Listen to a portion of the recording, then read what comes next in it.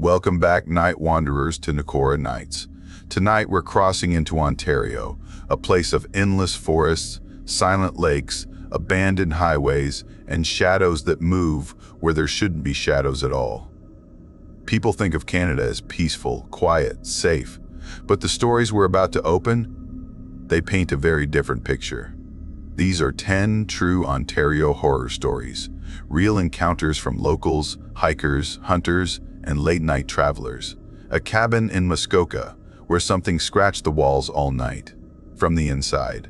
A stretch of highway where drivers see a woman standing in the middle of the road, and she disappears on impact. And a lake so dark and deep, people swear they've heard knocking from beneath the water. These aren't ghost tales. These are real experiences that still haunt the people who live them. But before we step into the cold, tell me, where are you watching from right now? And what time is it where you are? Because in Ontario, the later it gets, the stranger things become. If you're brave enough to explore the forests, the back roads, and the forgotten towns, hit like, subscribe, and comment below, I hear the cold. Now, pull your jacket tight, don't look behind you, and whatever you do, stay away from the water's edge. This is 10 Untold Most Disturbing True Ontario Horror Stories. Let's begin.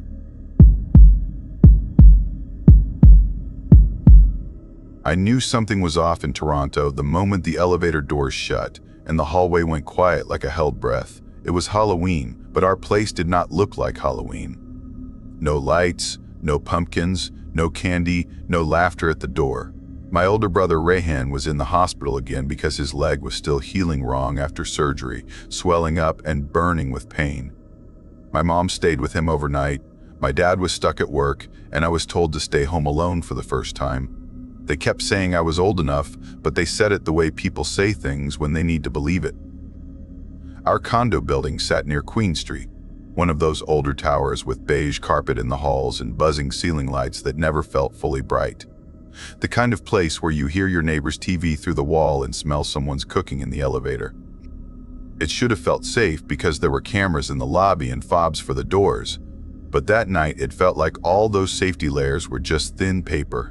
I locked the deadbolt, latched the chain, and set the little alarm keypad we installed after a rash of thefts.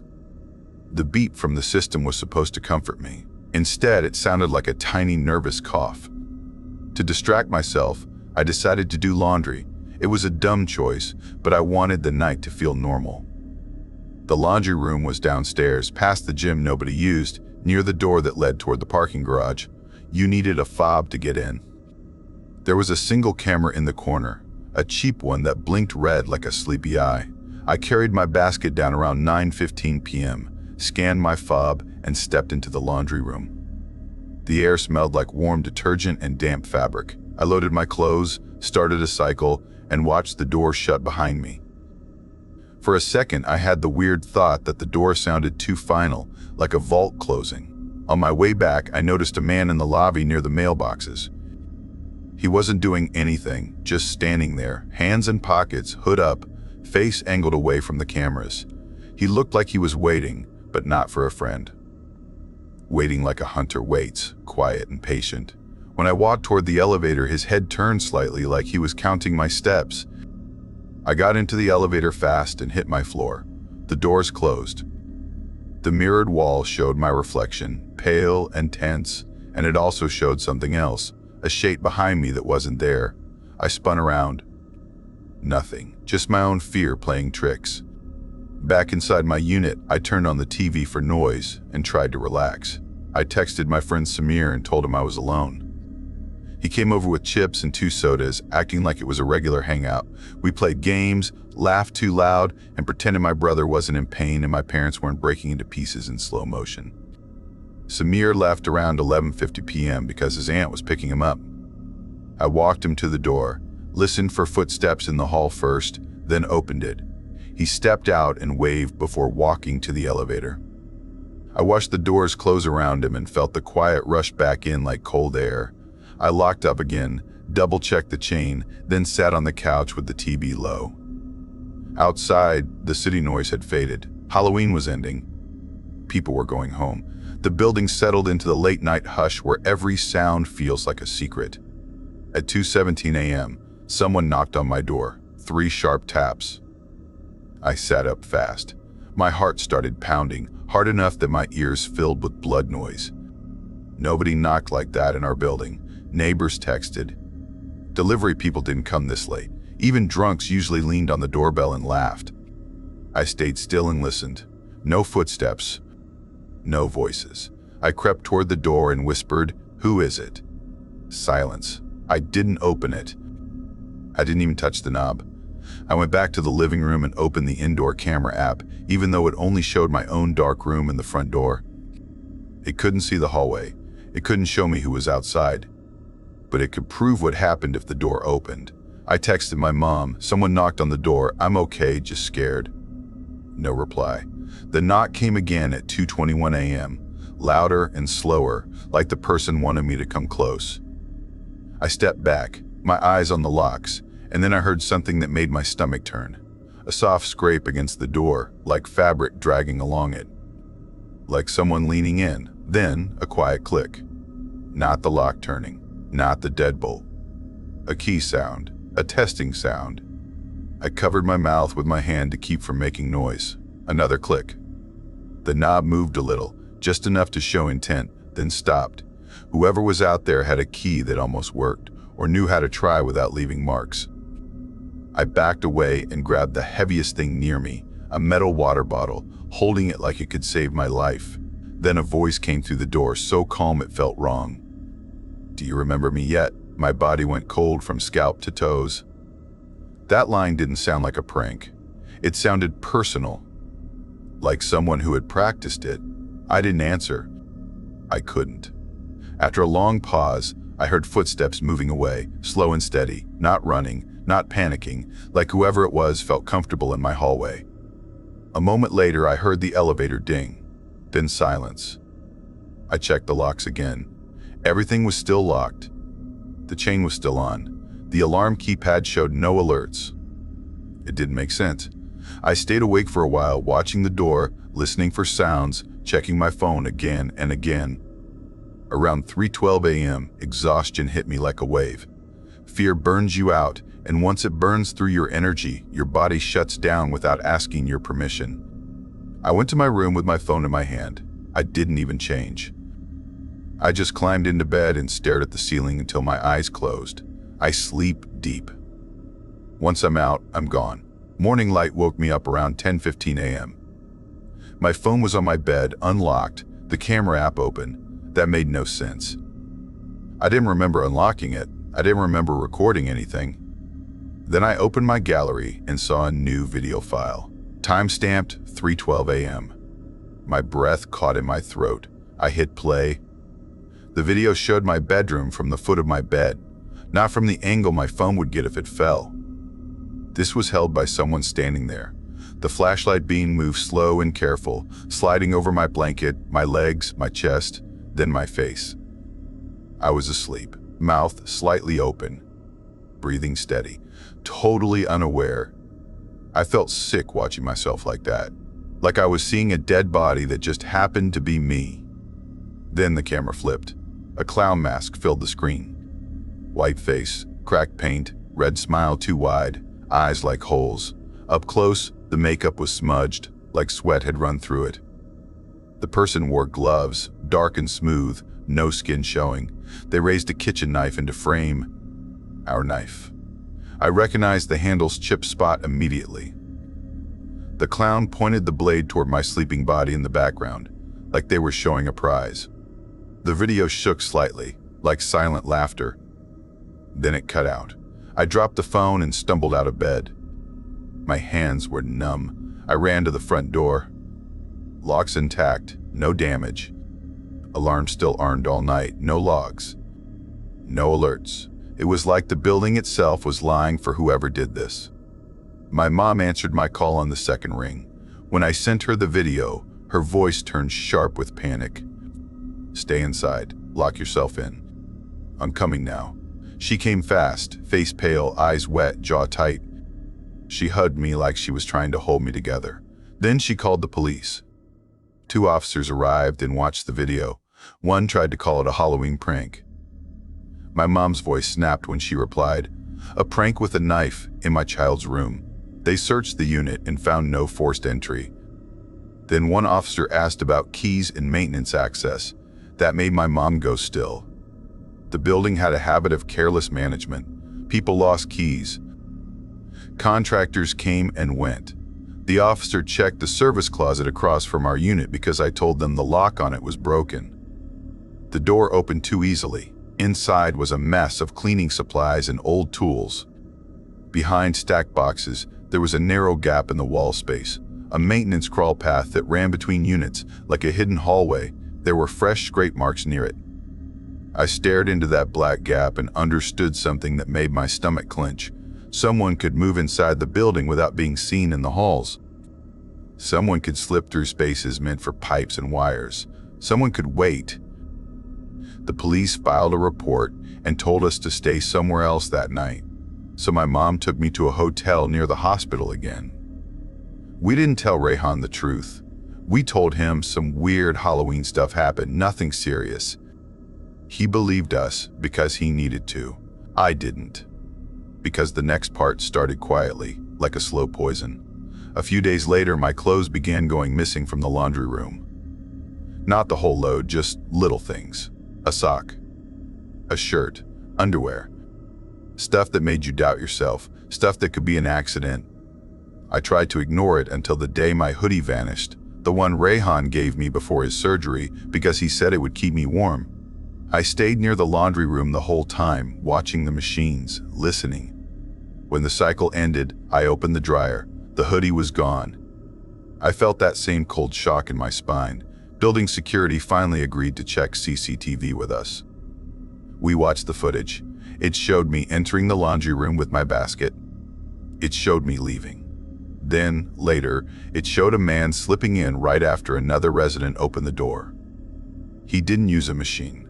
He walked straight to my dryer like he knew exactly which one was mine. He opened it, pulled out my hoodie, folded it once, and tucked it under his jacket like it belonged to him. Then he left. Security pulled up elevator footage to see where he went. What I saw there made my hands go clammy. He didn't go to one floor. He rode to different floors, stepping out for a minute, looking down hallways, then stepping back in. Floor to floor, like he was mapping routines, learning doors, memorizing who lived where, like he was studying the building the way you study a maze you plan to trap someone inside. My mom wanted his face. The camera caught only angles, hood, cap, shadows. Not enough. He was a ghost with a plan. After that, I stopped feeling safe even in daylight. I started checking over my shoulder in the hall. I started listening to elevator dings like they were warnings. I started timing my routines, changing them, trying to be unpredictable. Then the rideshare incident happened, and it made everything feel bigger than the building. One afternoon, I ordered a rideshare to go to the hospital. Rehan had a rough day in therapy, and my mom wanted me there. The app showed the driver's name and car, and everything looked normal. The driver smiled too much, talked too smoothly, asked me questions that felt like casual conversation but landed like hooks. Where do you live? Are you going alone? You from around here? I lied and said my dad was waiting for me. The driver nodded and said he knew a faster route, a shortcut, because traffic near the hospital gets bad. I didn't like it, but the car was already moving and my mouth felt dry. I told myself it was normal. It wasn't. He turned off the busy streets and into quieter roads, then quieter ones, until we were in an industrial area where buildings sat far apart and the streets felt abandoned. No shops. No pedestrians. Long stretches with no cameras on corners. My phone signal dipped. I looked at the app map. We were off route. I asked him why we were here. He said shortcut, but his voice sounded rehearsed, like he had said it before. I remembered the clown video. I remembered the knife. I remembered the calm voice at my door. Do you remember me yet? My hands shook as I opened the safety features on the app. I started sharing my trip with my mom and turned on audio recording. The driver slowed near a fence lot, a big empty space behind chain link, dark and open. a place where nobody would see a struggle. I forced my voice to sound strong. My family is tracking this ride, I said. My dad is a cop. It was a lie, but it was the best lie I had. The driver's eyes flicked to the mirror, flat eyes, empty eyes. Then he cursed under his breath and turned back toward the main road. He dropped me off near the hospital without saying goodbye. When I got out, my legs felt weak, like I had been holding my body together with string. I reported him. My mom reported him. We gave the route, the time, everything. Nothing came of it. And then the Queen Street story hit the news, and it hit me like a fist. A teenage girl disappeared after going into a modeling studio near Queen Street. The place had bright photos in the window and a sign that promised opportunities. She walked in, excited, and never came out.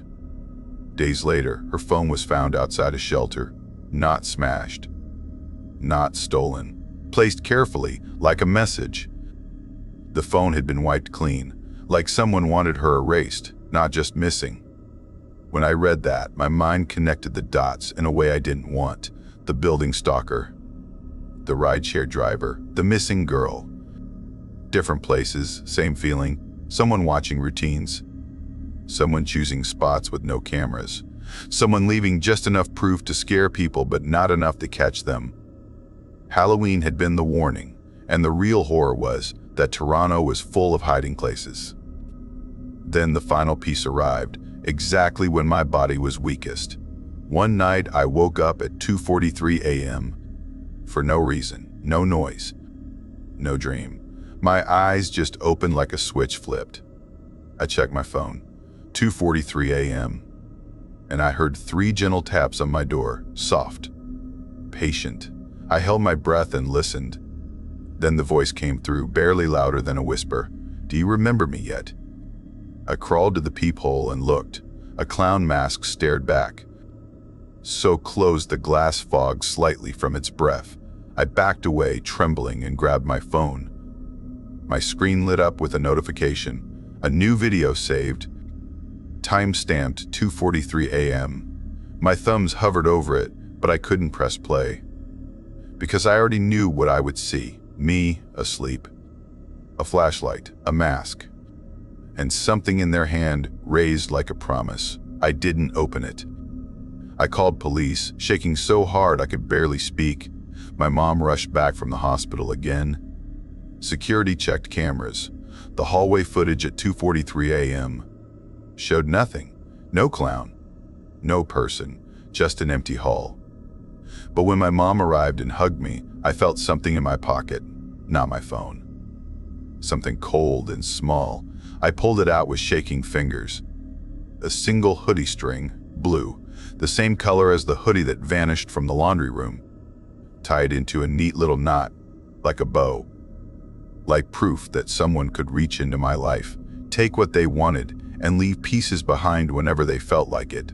I looked at my door, at the locks, at the peephole, at the thin line of light under it. And I realized the scariest part wasn't the clown mask. It was the idea that the mask didn't matter at all. Because the real face behind it could be anyone, in any elevator, in any car, in any hallway, learning your habits, learning your fear, waiting for the exact moment you believe you are safe again. I never told anyone the full story, not because I forgot it, but because saying it out loud made it feel like an invitation. My name is Mason, and the first time I learned what real fear feels like, I was just a kid in Ottawa, thinking a safe neighborhood could never turn on me. My parents left on a Friday evening for a family function out of town, the kind that lasts all weekend and comes with long family dinners and forced smiles. They reminded us to lock the doors, keep the lights on at night, and not open the gate for anyone. My older brother, Ethan, promised he could handle it. He acted confident, but I could tell he liked having control for once. As soon as their car disappeared, it felt like freedom. We ordered pizza, watched movies, and laughed like the house belonged to us now. Our German Shepherd, Ranger, stayed close the whole time, his big body stretched across the floor like a fuzzy guardrail. Whenever the smell of food hit the room, his tail thumped hard enough to shake the coffee table. He was strong, alert, and protective, the kind of dog that turns silence into safety. By 7:45 p.m., the rain was steady, tapping the windows in a way that made the glass sound thin. The TV filled the living room with noise, but every time the movie went quiet, I could hear the neighborhood again, distant dogs barking and tires hissing on wet streets. Ottawa looked normal in the daytime, but at night, it felt like the same streets wore a darker mask, shadows longer, corners deeper, and familiar houses suddenly quiet like they were pretending not to watch. Ethan went to the kitchen for plates, and I stayed on the couch, Ranger's head heavy on my foot. I remember thinking, this is fine, this is easy. Then I heard voices outside, close to our front gate. At first it sounded like kids just walking past, but then I heard someone call my name, clear and direct. My stomach tightened. I stood up and went to the front window. 3 boys stood near our fence. 2 were from my school, kids I recognized from the hallway in the soccer field. The third one was older, taller, with messy hair and an oversized hoodie that made him look wider than he really was. He leaned against the fence like he owned it, staring at the house like he was reading it. Ethan came up behind me and said in a low voice, "Do not go out." I should have listened. But I knew the 2 boys, and I told myself they were harmless. Curiosity pushed harder than fear. I slipped on my slippers, pulled on a hoodie, and stepped outside. The cold hit my face, and the rain smell made the air feel sharp. The street light above flickered, throwing broken light across their faces and the wet pavement. One of the boys smiled too fast. "Hey, we were just walking around," he said. "We wanted to show you something." "It is late," I said, "and my parents are not home." "That is fine," the second boy replied. "Just come to the corner for a minute." The older one stayed quiet. He stared at me like he was measuring distance. His eyes moved slowly, and it made my skin crawl. It was not just rude, it was hungry, like he enjoyed watching me get uncomfortable. One of the younger boys cleared his throat and said, "That is my cousin, do not mind him." But his voice sounded forced, like someone had told him to say it. Then the other boy pulled something from behind the signpost, a brown glass bottle with the label peeled off and no cap. It looked half empty. He held it toward me. "Here," he said, "try it, try it." "No thanks," I said, stepping back. "Come on," he insisted, moving closer. "It is not that strong. You will be fine." My heart started pounding. The older boy's hand rested on our gate latch, thumb rubbing the metal slowly, like he was already planning to open it. I looked back toward the house, wanting to call Ethan, but my voice felt trapped. Then Ranger appeared behind me without a sound. His body pressed against the back of my legs, solid and warm, like he was anchoring me in place. He sat down, head high, ears forward, eyes locked on the older boy. A low growl rolled out of his chest, deep enough that I felt it in the ground. The older boy's expression changed. His smirk faded, and he pulled his hand off the latch. He forced a laugh. "Whoa, easy, nice dog." Ranger did not move. His growl deepened. His lips lifted just enough to show teeth. It was controlled, not wild, like he knew exactly where the line was and dared the older boy to cross it. The 2 schoolboys froze. I saw panic flicker in their eyes. "Let us go," one muttered. "Forget it." The older boy hesitated, glaring at me like he wanted to burn my face into his memory. Then Ranger took one slow step forward. That was enough. The older boy backed away, and all 3 disappeared down the street into the rain. I stood trembling in the porch light. Ranger stayed planted until their footsteps were fully gone. Then he turned his head and looked up at me like he was checking if I was okay. I dropped to my knees and wrapped my arms around his neck. He gave a quiet whine, soft and steady, like he was saying, "I have you." Ethan yanked the door open and pulled me inside. His face was pale. "I saw everything," he said. "That guy was about to open the gate." We locked every door and checked every window. Ethan even slid a chair under the back door handle, even though it already had a lock. That night, I barely slept. Every little sound felt like it could become a person. Ranger stayed outside my bedroom door all night, his breathing slow and heavy, like a living wall. The next morning, our dad called, and Ethan told him the whole story. When our parents came home the next day, my dad looked at Ranger like he was more than a pet. He cut a whole steak and set it down in front of him like a medal. Ranger devoured it with his tail wagging hard. Time passed, but I kept replaying that night. What was in the bottle? Why was that older boy with kids from my school? Why did he touch our gate like it was already his? A few weeks later, I overheard a rumor at school that the older cousin had been arrested for harassing girls near a local park. My stomach dropped because it confirmed what I had felt in my bones. Ranger did not just scare off a bully, he stopped something worse. Years later, when I was older, I took a government office internship in downtown Ottawa, a place that felt too clean and too controlled to ever be dangerous. My job was boring, scanning files, sorting mail, running papers between departments. The building had strict security, official employee ID cards, cameras, keycard doors, and guards who acted like nothing could surprise them. That is why what happened next scared me more than the night at the gate. It started small. I found a scratched plastic corner on the floor near a printer station, like a chip from an ID badge. A day later, I saw a sheet of employee photos on the wrong printer tray, faces of staff members I recognized, printed in neat rectangles like someone was preparing to cut them out. When I asked a supervisor, he shrugged and said it was probably an HR mistake. But the papers disappeared before anyone could explain them. Then I overheard two guards near the lobby coffee station. One said his badge showed activity at 2:17 a.m. in the basement access door, even though he had been asleep at home. The other guard laughed like it was a joke, but his eyes looked tense when he said, "Mine too, and the basement camera keeps going offline." Basement. That word stuck in my throat. The building basement was not just storage. It was older concrete, locked cages, service corridors, humming pipes, and doors that were always shut. During orientation, they told even interns to never go down there alone. I started paying attention to the access logs I was not supposed to care about.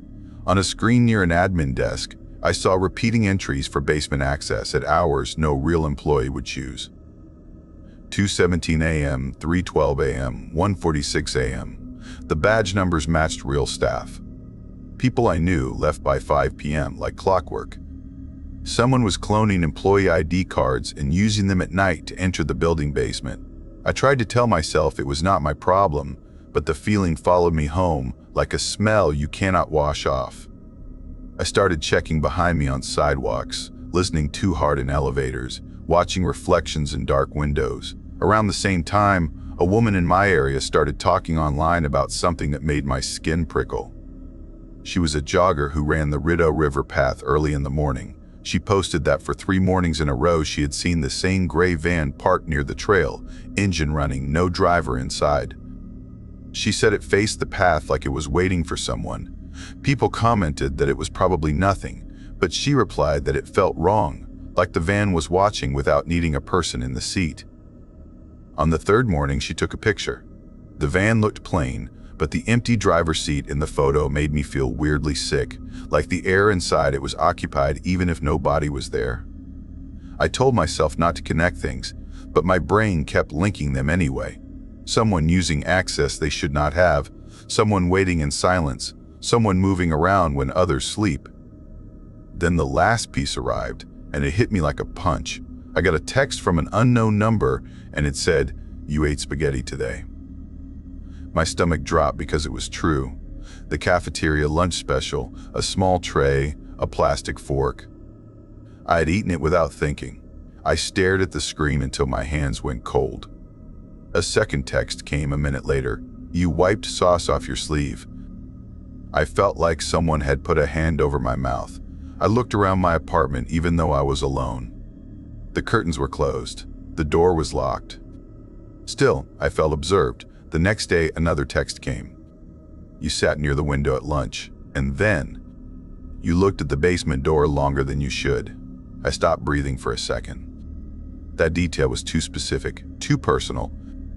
Someone was not only watching, they were tracking my focus, my fear, my thoughts. That evening, at 7:45 p.m., I took Ranger for a walk to calm down. He was older now, gray starting around his muzzle, but his eyes were still sharp.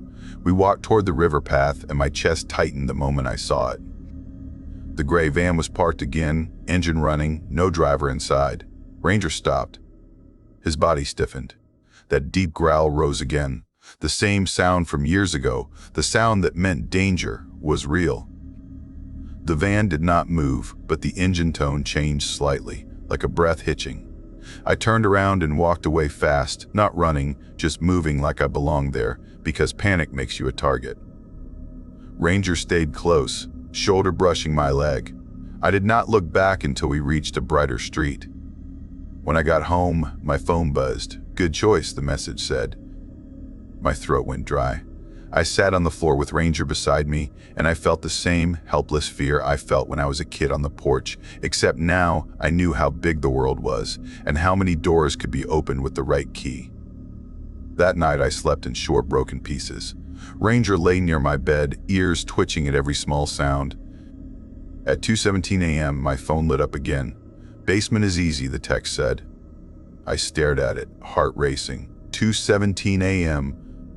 was not random anymore. It was a signature. In the morning, I called in sick. I sat at my kitchen table watching Ranger drink water, and I realized something that made my stomach twist. Whoever this was, they had tested me as a kid at the gate, and they were testing me again as an adult with keys, vans, and messages. Or maybe it was someone new who moved the same way. Like predators follow patterns because patterns work. Ranger lived a good life, and he is gone now. But I keep his photo, him lying on the kitchen floor in a patch of sunlight, eyes half closed. When I look at it, I remember what he taught me, that safety is not a guarantee, it is something you protect. And sometimes, late at night in Ottawa, when rain taps the windows and the streetlight flickers, I still feel that old fear rise, and I still wonder if somewhere a copied ID card is sliding through a scanner, a basement door is opening, and a gray van is waiting with its engine running, no driver inside, while a phone buzzes with another message proving someone is still watching.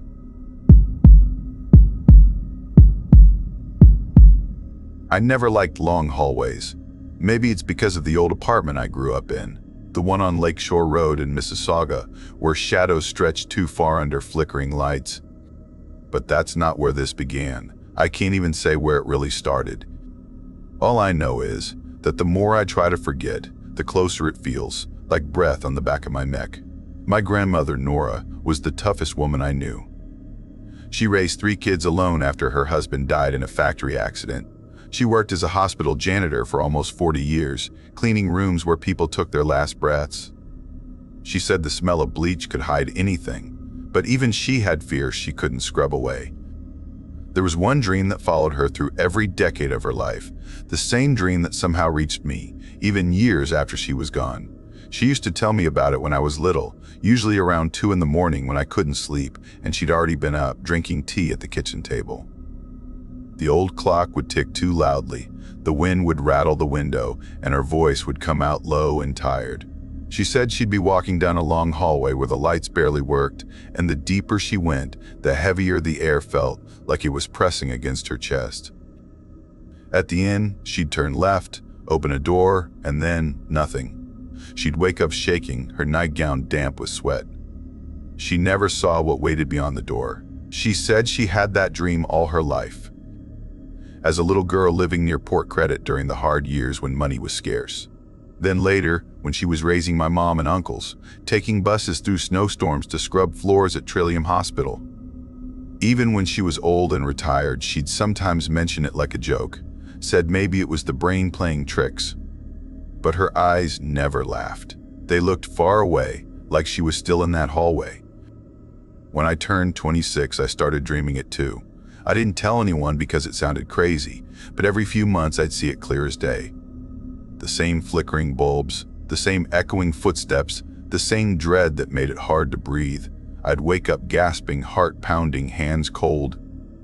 And every time I'd tell myself it was just stress, just work. I was working nights back then, driving for a rideshare company. It wasn't glamorous, but it paid the bills. Most nights were slow. Mississauga after midnight was quiet, the kind of quiet that felt like the city was holding its breath. The worst rides were around Square One Mall after it closed. The parking lot would be nearly empty, just a few women standing near the curb, clutching their phones, waiting for a ride. I always made sure they felt safe. Too many stories about bad drivers, people going missing. One night around 2:17 a.m., I got a request from a girl named Alina. She was leaving the mall after her shift at a clothing store. When I pulled up, she hesitated before getting in. I smiled, tried to ease her nerves. She relaxed a bit, got in the back seat, and we started down Ontario Street. She kept glancing at the rearview mirror. I thought maybe she didn't trust me, but then I saw her eyes weren't on me. They were on something behind her, out the back window. I asked if she was okay, but she didn't answer right away. Then she whispered, "There's a car following us." I checked the mirror. Sure enough, an old gray sedan was a few cars back, keeping pace. I changed lanes twice. It did too. Alina's hands gripped her purse so tight her knuckles turned white. I sped up and turned onto a side street, then another. The sedan stayed with us for a while, then vanished at the next intersection. She finally exhaled, her shoulders dropping. She thanked me for helping and asked to be dropped off near her apartment building. Before she got out, she said something that stuck with me. "That guy had picked me up last week too. Same car. Same face. He made me sit in the front. Said it was safer that way. I didn't sleep that morning." I just kept thinking about what she said, about how easily she could have been another name on the missing list. Mississauga had its share of those. Women vanishing between bus stops and back streets, stories brushed off as runaways or bad choices. But sometimes, the city keeps secrets. A few days later, I had another dream. Only this time, when I reached the end of the hallway, I turned left and opened the door. I saw a small metal key hanging on a hook, swinging slowly. I woke up drenched in sweat. My phone buzzed with a notification. A storage facility just off Dundas had sent an ad first month free. It was weird timing, but I'd been needing extra space to store old boxes from my grandmother's house, so I booked a unit. The place looked normal enough. Rows of orange doors, fluorescent lights humming above, security cameras blinking red. The manager was a quiet man with tired eyes. He handed me the key, same shape as the one from my dream. I brushed it off as coincidence. But something about that place made my skin crawl. The hallways were narrow, the air smelled like dust and metal. When I walked to my unit, I noticed one of the doors halfway open. I shouldn't have looked, but I did. Inside were shelves stacked with handbags, makeup bags, and folded clothes. A pile of driver's licenses lay scattered on the floor. I saw the same name twice. One was Alina's. My breath caught. My body felt numb. I stepped back, heart slamming against my ribs. Before I could process, the manager appeared behind me, silent as a shadow. "You're in the wrong unit," he said softly. His tone wasn't angry. It was calm, almost too calm. I mumbled an apology and left fast, locking my unit and driving away without looking back. That night, I didn't dream. But the next night, I woke up to my phone buzzing again. Unknown number. A message that said, "Don't go back there." I didn't tell anyone. I didn't even reply. A week later, my landlord texted me saying he needed to reset the Wi-Fi router because the signal was acting up. I told him I'd be home by 10. When I got back around 11:45, the door lock was slightly turned, just enough to notice. I called out, but no one answered. The apartment was quiet, except for the soft blinking light of the router in the corner. I checked the kitchen, then the hallway. My bedroom door was open, though I always kept it closed. Something felt wrong. I looked at the Wi-Fi logs on my phone. The router had been restarted every night that week, always around 2:17 a.m. My skin crawled. I thought maybe I was being paranoid until I checked the small camera I'd hidden by the shelf. The footage showed my landlord unlocking the door quietly, stepping in barefoot, and standing by my bed for a long time, just watching. Then he'd leave, resetting the router before locking up again. I felt sick. I packed a bag and drove to my cousin's place that night. I didn't go home for days. Still, the dream returned. The hallway was darker now, the lights almost gone. I could hear faint footsteps behind me, matching my pace. I turned left again, opened the door, and this time, I saw Alina standing there holding her purse. She didn't speak. Her eyes were black, her skin pale, and when she raised her hand, something metal clinked against her wrist, a key swinging slowly. I woke up screaming. My cousin rushed in, but I couldn't explain. I just said I was fine. That morning, news broke about a man found dead in a storage unit off Dundas. The article said police discovered multiple IDs and personal items belonging to missing women. The suspect had hung himself before they arrived. The name listed was the same as my landlord's. I couldn't stop shaking. I went to the station to give a statement. The detective asked how I knew him, and I told everything. The Wi-Fi resets, the footage, the storage unit. He listened quietly, then said something that made my stomach twist. That facility was being cleared last week. No units had been rented there for months. When I got home, I checked my phone again. The number that had texted me earlier was gone from my messages. The Wi-Fi router sat on the shelf, light still blinking red. I unplugged it, but the light kept flashing. That night, the dream came back one last time. I walked down that endless hallway, hearing faint crying ahead. I turned left, opened the door, and found myself standing in my old apartment. The clock on the wall ticked loudly. My grandmother sat at the table, hands folded, staring at me. She looked younger, her eyes calm. She said, "It's over now," and then the lights went out. When I woke up, it was dawn. My apartment was quiet, the air cold. The clock on the wall had stopped at 2:17 a.m. I moved out of Mississauga a few months later, tried to start over somewhere new. But sometimes, when I'm driving at night, I still glance in the rearview mirror, half expecting to see a gray sedan keeping pace behind me. And every so often, when the Wi-Fi flickers at exactly 2:17 a.m., I feel that same weight pressing on my chest, the air turning thick, and I think about her dream, about how some doors should never be opened.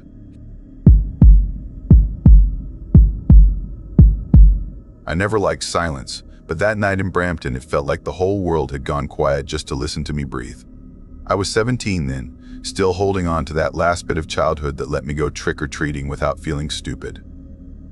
Halloween had always been my favorite night, and I knew deep down this one might be the last time I'd get to walk those dark streets with a plastic pumpkin in hand. Earlier that evening, my parents had taken my little sister and me to a small family restaurant on Main Street. One of those cozy places with flickering lanterns by the windows and old wooden signs that creaked when the wind blew. They met friends there for dinner, laughing while the smell of roasted meat filled the room.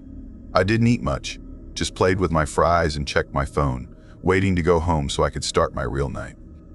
When we finally got back in the car, it was around 7:45 p.m. I sat in the back seat, half slouched, scrolling through my messages. My sister sat beside me, humming something offbeat. The streets of Brampton were quiet, most houses glowing orange with jack-o'-lanterns and fake spider webs hanging over porch rails. The sky was deep blue fading into black, that hour when the night really starts to breathe. We were passing through a stretch of road near a park when my sister leaned forward and whispered, "Look at that guy."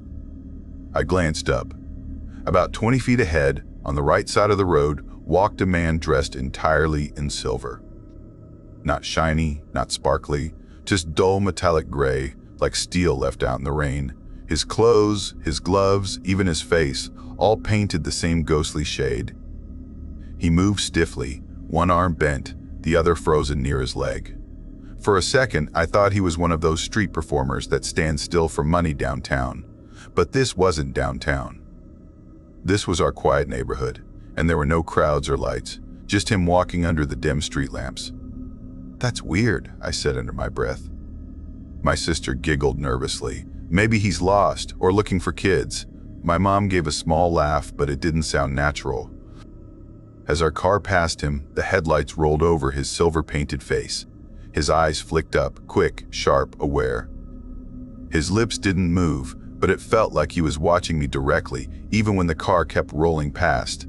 My skin prickled as I turned back to look. He didn't turn his head. He just stood there now, motionless, like a real statue that had decided to walk a few steps too far from the park. We got home a few minutes later. The cold air bit at my face as I stepped out. I could still see a thin mist rising off the pavement, drifting between the orange lights. I dropped my candy bag on the kitchen table, grabbed a flashlight, and thought about heading out again. Max, my dog, wagged his tail at me. He was medium-sized, brown and white, tough-looking but terrified of his own reflection.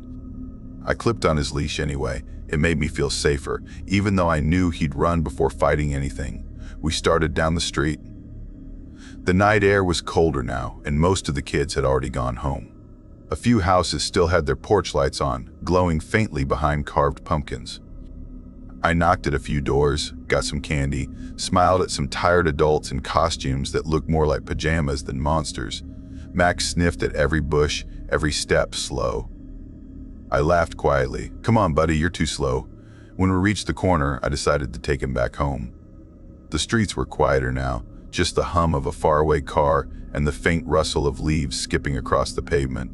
When I came out again, it was almost 9. Most porch lights had gone dark, and the whole neighborhood felt hollow. My breath came out in clouds as I walked toward the curve where our street met the main road. I was thinking of heading back when something caught my eye. Under the flickering light of a tall lamppost, maybe 40 yards away, stood the same silver man. He wasn't walking this time. He was standing next to a black car parked along the curb, the kind of car with tinted windows that eat the light. He opened the rear door and pulled something out, a large dark duffel bag. He looked around slowly, head turning from side to side like he was searching for something. I froze. My heart started to beat so loud I could hear it in my ears. Maybe he lived here, I told myself. Maybe he's changing out of his costume. But something in the way he moved, slow, precise, almost too careful, didn't feel right. I whispered to myself, "Not tonight," and turned around, walking fast. The sound of my sneakers on the sidewalk seemed louder than usual. I tried not to look back, but when I finally did, he was gone. The black car still sat there, engine off, but the man had vanished. I picked up my pace.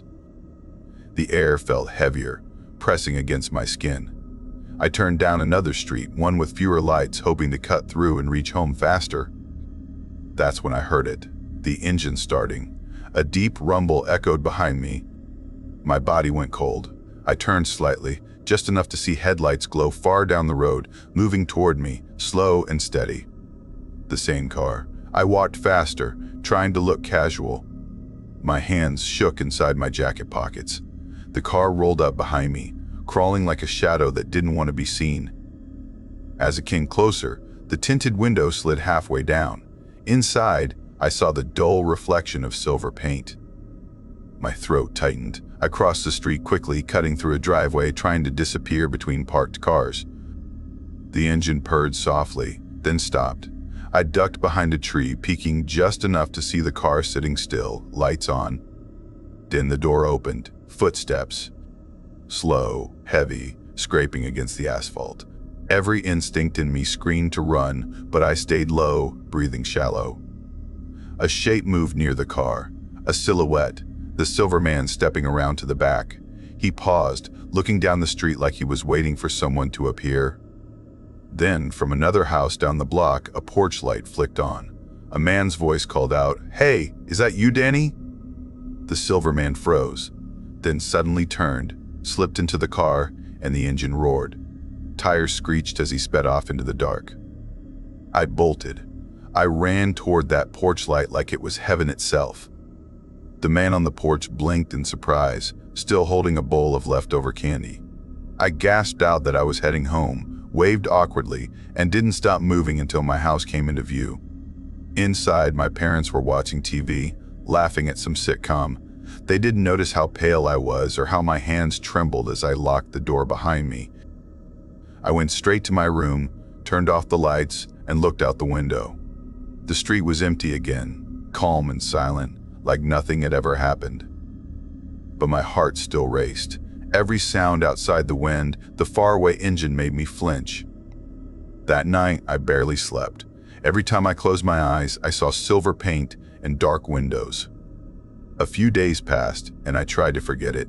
But Brampton is small, and news travels fast. 3 nights later, a story came on the local news. A woman at a nearby plaza had found a small black tracker tied underneath her car. She said she'd been shopping late, around 10 p.m., and noticed a man standing near the lot, wearing a metallic jacket, watching people load groceries into their cars.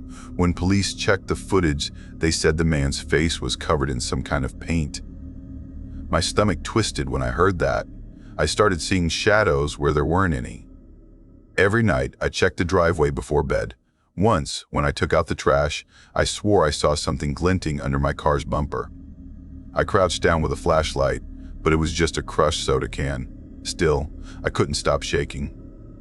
A week later, I got my first job at a trucking yard outside the city, near an industrial area lined with warehouses and parked trailers. I thought working nights would help me get over my fear of the dark, but it only made it worse. One night, around 2:17 a.m., I was stacking pallets when I heard something faint, a sound that didn't belong in that place. At first, it sounded like the wind through the metal walls, but then it came again, a soft cry, like someone trapped. It was coming from one of the sealed trailers parked at the edge of the yard. I froze. The night supervisor, an older man with tired eyes, saw me walking that way and called out, "Leave it, kid, just mind your shift." I stared at him, confused. "You heard that, right?" He looked away, lighting a cigarette. "Just mind your shift." The sound came again, muffled, desperate. I took a step closer to the trailer, my heart pounding, but the supervisor's voice came sharper this time. "Leave it." The next morning, I asked another worker about it. He looked at me like I was stupid. "Don't ask questions about that yard," he said, and walked off. I quit 2 days later. After that, I couldn't shake the feeling that something had followed me. Every time I walked home from the bus stop, I felt eyes on me. Sometimes I'd see a black car parked near the curb. Sometimes silver flashes reflected off the glass of houses across the street. I told myself it was nothing, just imagination, but deep down I knew better. Then came that night. It was cold again, almost November.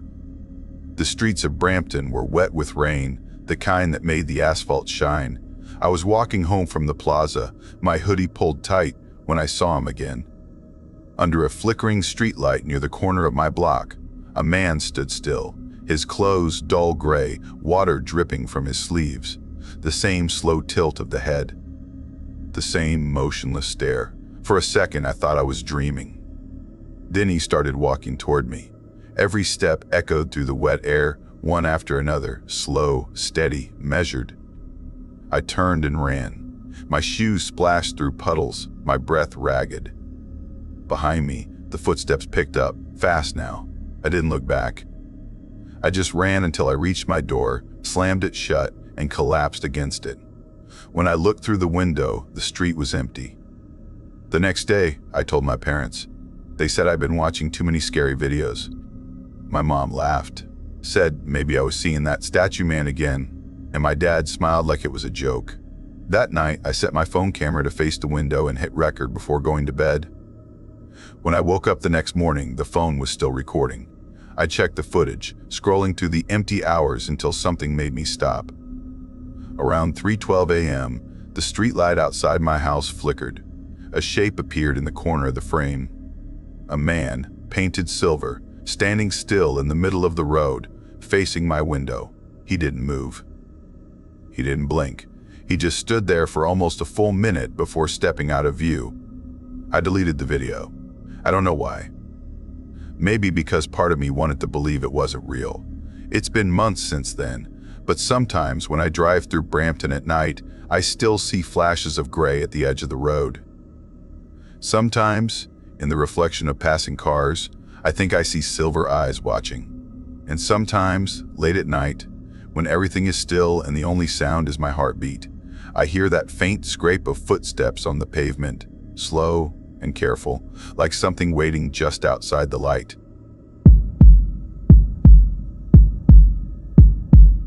I never meant to stop in Hamilton that night, but the storm had chased us down the highway like something alive, bending the trees until they looked ready to snap. The clock on the car's dashboard blinked 9:15 p.m. When we pulled into the hotel lot, I remember the way the rain slid down the windshield like fingers, slow and cold, and how I thought the building looked too old to still be open. The place was called the Maple Crest Inn. It sat on a small hill behind a row of boarded shops, its sign half dead, one flickering bulb buzzing in the dark. The wind carried the smell of wet asphalt and cleaning liquid. I felt uneasy before we even went inside. The lobby was bright and smelled of bleach and coffee, a mix that burned my nose. The woman behind the desk was young, maybe 20, with tired eyes and a uniform that looked one size too big. She smiled in that polite, automatic way, her words tumbling out in broken English. I tried to keep my tone soft when I said we had a booking under my name, but the language barrier made every sentence sound heavier than it was. We managed to check in after a few awkward exchanges. The key card she handed me was bent at one corner, marked with a small red sticker. I didn't think much of it then. The hallway smelled of dust and damp carpet. We passed door after door, each painted a dull brown, some with scratches near the handles like someone had tried to claw their way out. The hum of the vending machine at the end of the corridor followed us like a low growl. Our room was number 12. I remember that clearly. I slid the card, and the door clicked open with a tired sigh. The first thing I saw was the bed. Something lay on it, a small shape tucked neatly under a thin white blanket.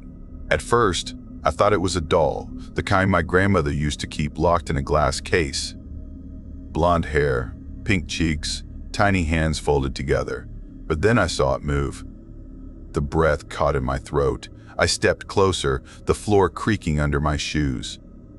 I reached out, my fingers trembling, and touched its cheek, warm. The skin was soft, and then it breathed, a small rise and fall beneath the blanket. It wasn't a doll, it was a baby. For a moment, everything inside my head went silent. The rain outside, the sound of the heater, even my own breath, all gone. Just the baby, asleep in a place it should never have been. I grabbed the phone on the bedside table and pressed 0. My voice shook when I said who I was and that there was a baby in our room. The woman at the front desk hesitated, her tone uncertain. She asked if I wanted a crib. I said no, that it wasn't our baby, that someone must have left it here. But she kept asking if we needed help with the child, not understanding the words, not ours. The baby made a soft gurgle, the kind that should have sounded innocent, but in that silent room, it made the walls feel too close. I looked down at the damp patch on the blanket, dark and spreading. My stomach twisted. I told her again that someone needed to come, that something was wrong. She asked if she should call a doctor. I raised my voice, said I wanted to speak to the manager, said it was an emergency. The line went quiet. Then I heard her whisper something in Spanish, words I didn't understand, and the call cut. The baby stirred and began to cry. That sound, thin, sharp, desperate, sliced through the room. I lifted it without thinking. Its weight was small but heavy with fear. The blanket was damp with something that didn't feel like water. I rocked it, whispering soft words, anything to calm it. The smell hit me next, something metallic, faint but unmistakable, blood. I looked at the sheets again. The dark spot wasn't milk or water. It was deep red. My pulse thundered in my ears.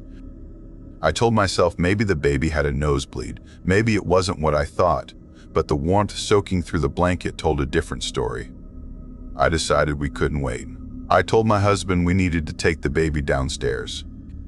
The air in the hallway felt thicker than before, like walking through fog. The carpet muffled every step, and somewhere far off, I heard sirens wailing. When we reached the lobby, 2 people were behind the desk now. A young man, maybe mid-30s, speaking fast in Spanish to the woman.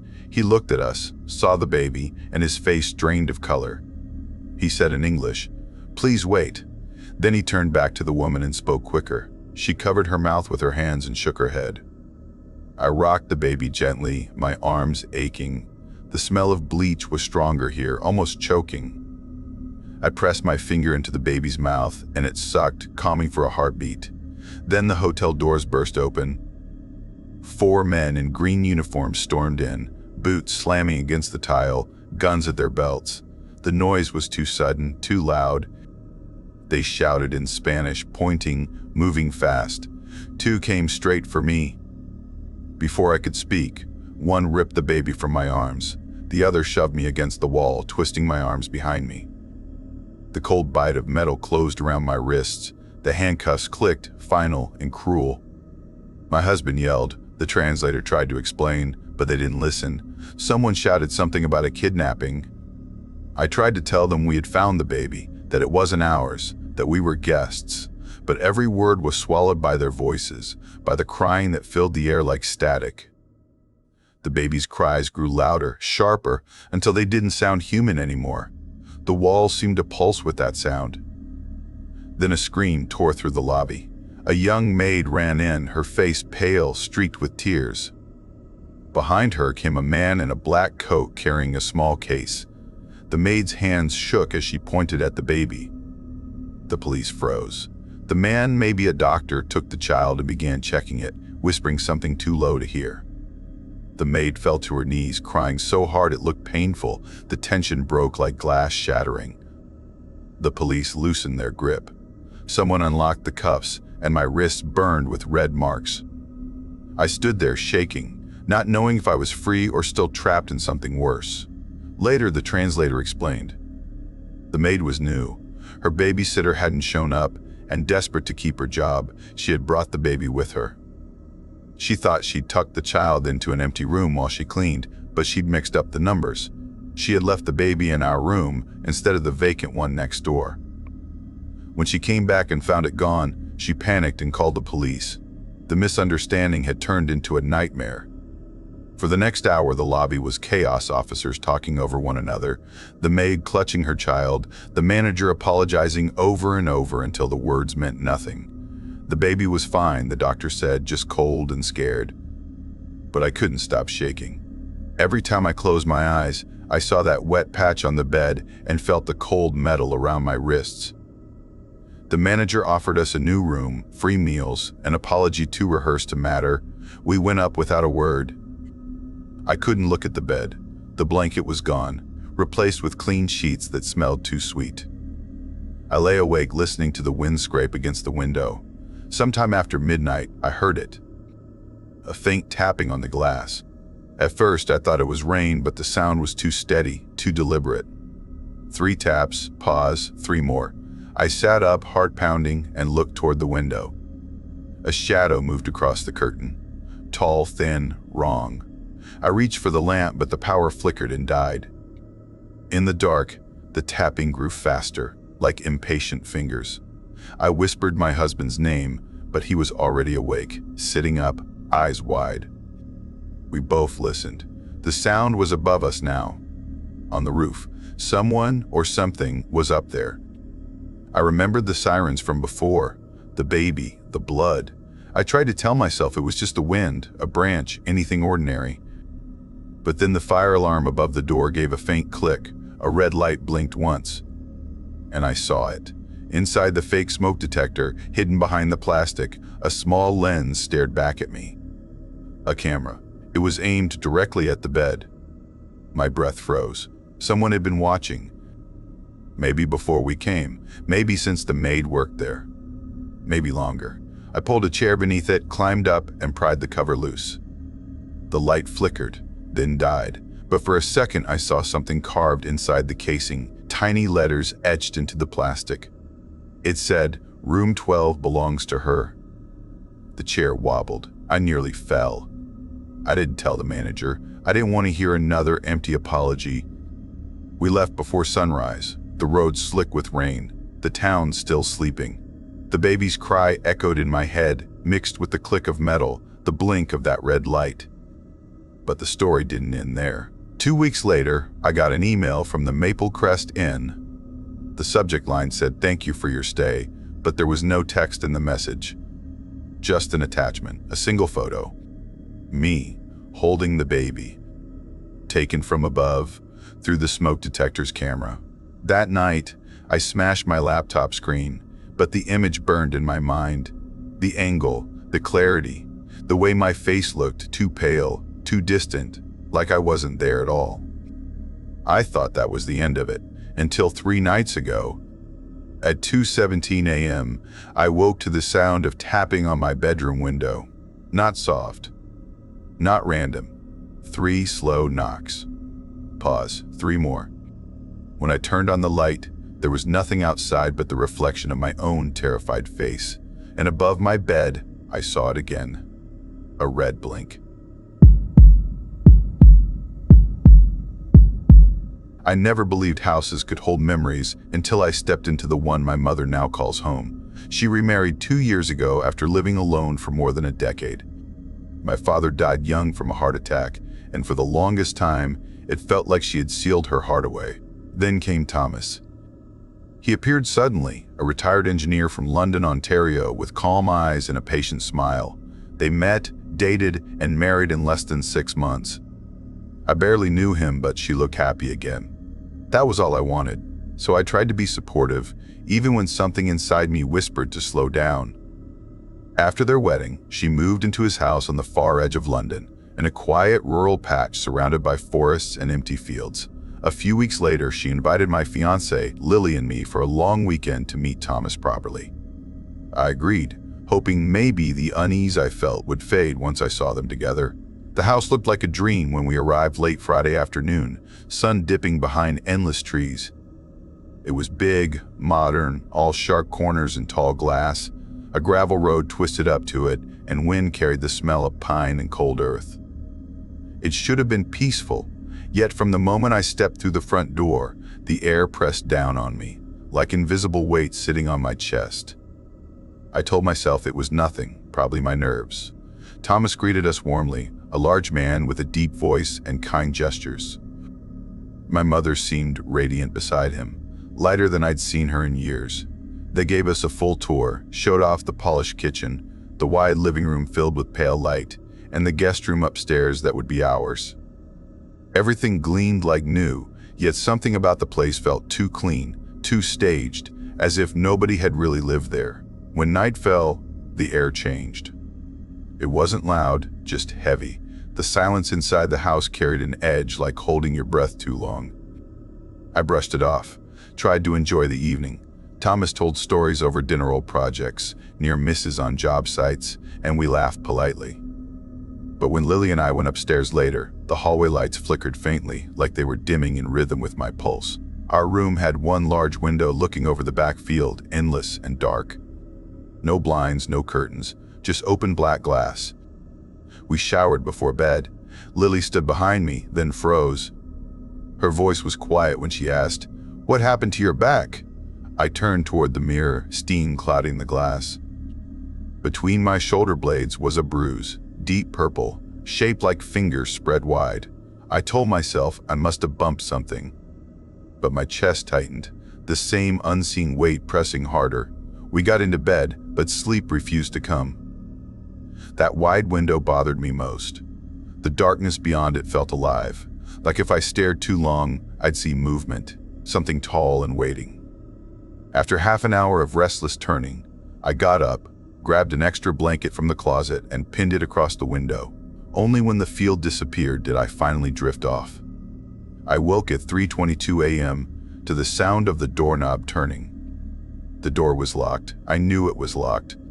Yet the knob clicked once, softly, like a testing hand. Then silence. My throat closed, every muscle frozen. I waited, counting my heartbeat. After a minute that stretched forever, I heard footsteps retreating down the hall, slow and steady, until they vanished. Lily slept beside me, unaware.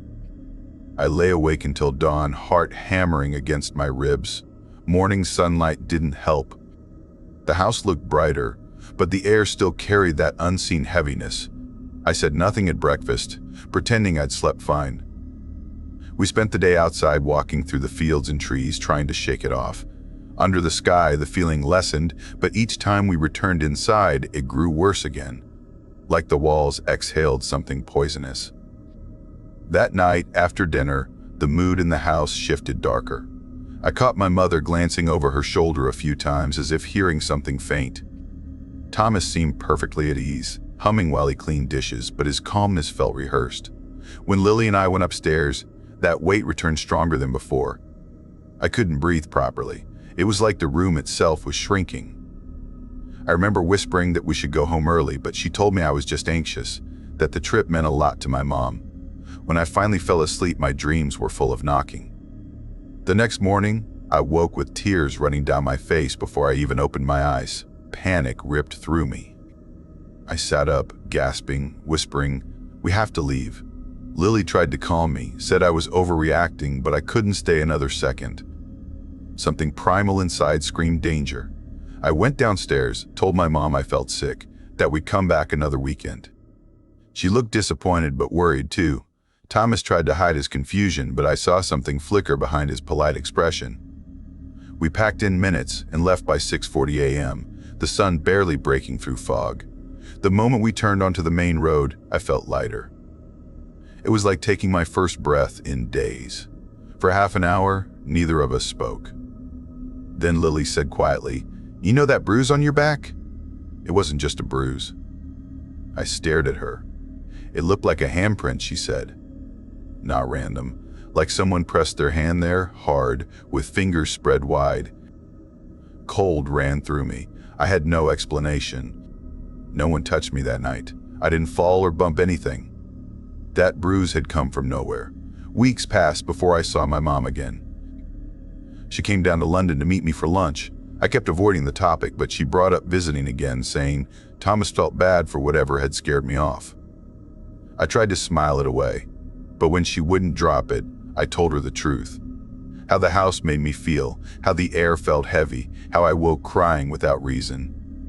Her face changed completely. The color drained out of her. She said she'd been feeling the same thing since moving in, a constant dread that never left. The silence in the house made her anxious. She hated being there alone. She'd even started sleeping with the lights on when Thomas traveled. She wanted to sell the place, but didn't know how to bring it up. Then she said something that made my blood turn cold. Thomas's first wife had killed herself on that property. She took one of his rifles, walked out into that same field outside the guest room, and shot herself right there. I didn't sleep that night. Days later, Mom called, whispering that she kept hearing someone walking in the halls while Thomas was away. Sometimes she'd smell cigarette smoke drifting through the vents, even though neither of them smoked. Once, she found the back door wide open at 2:17 a.m.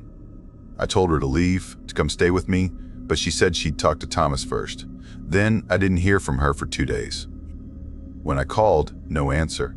On the third day, I drove back to that house. The gravel road looked longer than before, twisting endlessly between trees. The air felt thick, heavy with rot. Her car was in the driveway.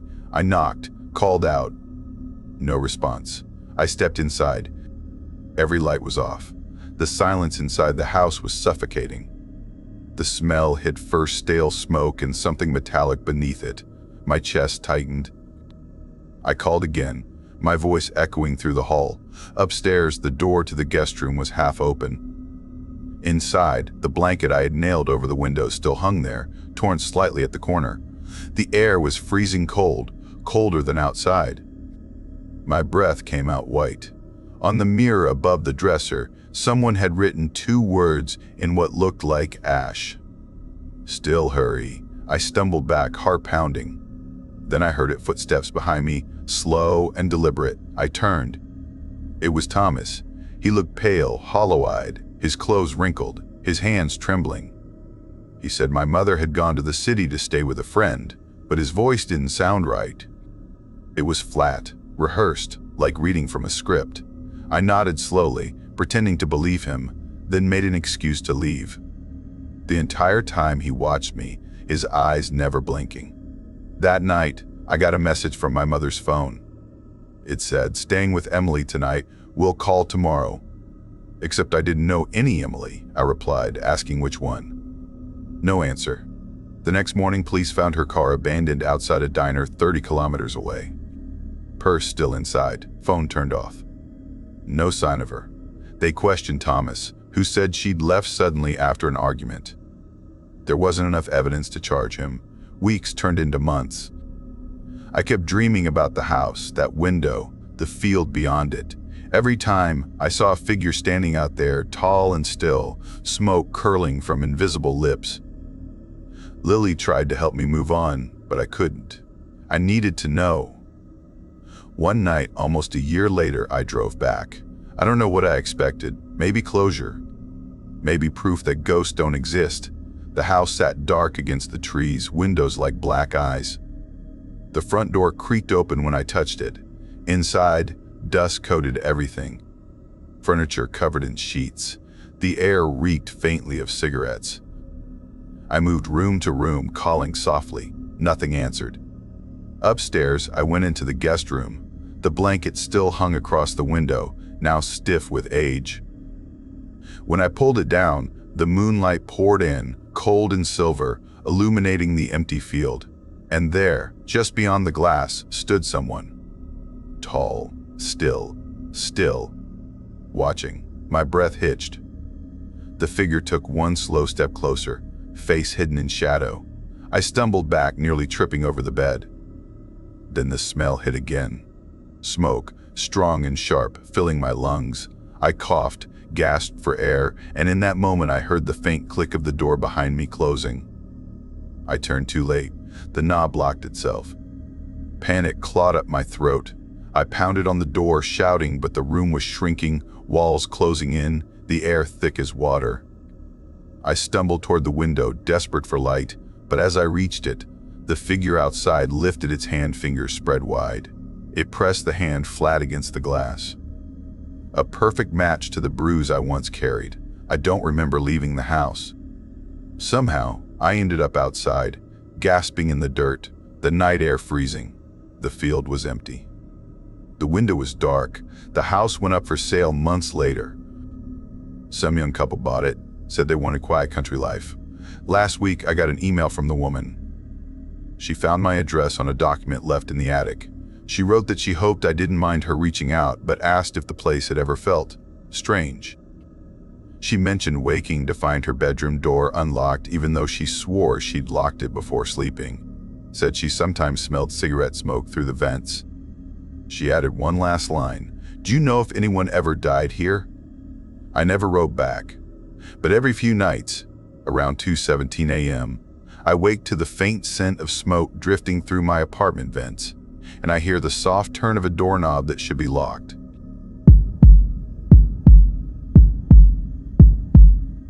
I was 16 when the night that changed me forever happened. It began as a dare, a simple game between friends in the small border town of Windsor, Ontario, where the night stretched too long and the wind carries whispers from across the river. I used to think nothing in this quiet place could ever scare me. I was wrong. Back then, I was just a high school kid with too much confidence and not enough sense. My name's Noah. I grew up near the Detroit River in a narrow house that faced the old railway tracks. My mom worked nights at the hospital, my dad drove trucks across the border, and I was mostly left alone. I spent most evenings with my friends, a small group of 4 who thought fear was something to laugh about. We called ourselves the Midnight Crew, mostly because we'd meet after dark to do stupid things, exploring tunnels, breaking into abandoned diners, or scaring each other half to death for fun. That Saturday night started like all the others. Cold air, buzzing streetlights, and the endless hum of trucks on the Ambassador Bridge. The time was 7:45 p.m., and we met behind an old convenience store on the corner of Walker Road. There was Liam, the loud one who always recorded everything for his so-called ghost vlog, Tara, who pretended she wasn't scared of anything but jumped at her own shadow, and Jake, quiet but always the one who came up with the worst ideas. That night, it was Jake who said the words that would haunt me forever. "There's that old graveyard behind the wood mill," he said, grinning like a devil. "They say a man used to dig up graves there years ago. The cops never found him. People say he still walks there at night looking for his daughter." Everyone laughed except me. I'd heard that story before. The St. Andrew's Cemetery sat right outside town, past a field of dead grass and rusted fences. I remembered reading about the man years ago, how he was found digging with his bare hands, screaming a name that no one understood. They called him the Windsor Gravedigger before he disappeared without a trace. Liam clapped me on the shoulder. "Your turn tonight, Noah. You're always saying you're not scared. Prove it. Prove it." Walk through the cemetery, touch the stone angel in the middle, and come back with proof. I hesitated, but I couldn't back down. The crew would never let me live it down. "Fine," I said, trying to sound calm, "but you record it." Liam grinned, handing me his phone. "Just make sure the camera stays on the whole time." By the time we reached the cemetery, it was close to 9:15 p.m. The moon was half hidden behind low clouds, and the air smelled like metal and wet dirt. The place was surrounded by a rusted black fence, some parts leaning inward like it wanted to swallow us. I stared through the bars. The headstones looked like teeth under the moonlight, uneven and sharp. "Just go straight," Tara whispered. the angels near the middle. I took a breath, started the recording, and stepped inside. The gravel crunched under my sneakers, echoing louder than I expected. Each sound made me flinch. The wind moved through the trees, carrying faint whispers that could have been words or just imagination. My flashlight beam sliced through the dark, landing on names too faded to read. I passed one grave covered in fresh flowers, and another with a cracked stone split clean down the middle. It looked like something had tried to climb out. The deeper I went, the quieter it got. Even the wind seemed to hold its breath. Then I saw it, the angel statue. It stood in a clearing, taller than I'd imagined, its wings broken at the edges, its face worn smooth by years of rain. The marble arms stretched outward, as if reaching for something it could never touch. I lifted the phone and whispered, "See? I'm here." I reached out, my fingers brushing the cold stone surface. That's when I heard it, a crunch behind me. I froze. It wasn't the wind. It wasn't an animal. It was footsteps, slow, uneven, heavy. "Jake?" I whispered, no reply. I turned off my flashlight, crouched low behind a headstone, and dimmed the phone screen. My heart pounded so hard it hurt. The footsteps came closer. The gravel shifted. I could hear breathing, raspy, shallow, too close. Through a small gap between the stones, I saw him. A man, tall, thin, wearing a long, torn coat that dragged behind him. His hair was messy and gray, his face pale like ash. He moved like he hadn't slept in years, dragging something behind him that scraped against the gravel. It was a shovel. He stopped near the angel, the same spot where I had just stood. The moonlight caught his face, blank eyes staring at nothing. He began to whisper something, over and over, a single name that I couldn't understand. Then he dropped to his knees and started digging, not with the shovel, with his hands. The sound of his fingers clawing at the dirt made my stomach twist. He was pulling up the ground like it was alive, whispering faster now, more desperate. I wanted to run, but my body wouldn't listen. My breath came out in silent gasps. Suddenly he stopped. His head turned slightly, then all the way, his neck bending in a way that didn't seem human. He was looking straight at the headstone I was hiding behind. I shut my eyes. The footsteps started again. Gravel crunching, getting closer. I could hear him breathing right behind me, the smell of damp earth and rust filling the air. My pulse roared in my ears. Then I heard him whisper, soft but clear, "You shouldn't be here." Every muscle in my body froze. I didn't move, didn't breathe. Then, after what felt like forever, the footsteps moved away, slow, fading, gone, gone. I waited another minute before daring to lift my head. The clearing was empty. The man was gone. The dirt where he had been digging was untouched, smooth as if nothing had happened. I didn't care anymore. I ran. I ran until my lungs burned, until I saw the fence and the flickering streetlight beyond it. My friends were there, laughing when they saw me sprinting like a maniac. "Dude, what happened?" Liam called out. I couldn't speak. My hands were shaking so bad I nearly dropped the phone. I shoved it into his hands. "Watch," I gasped. He played the video, smiling at first, but then his face changed. His mouth fell open. "Who's that behind you?" he whispered. I snatched the phone back. The video showed me walking toward the statue, touching the arm, saying something.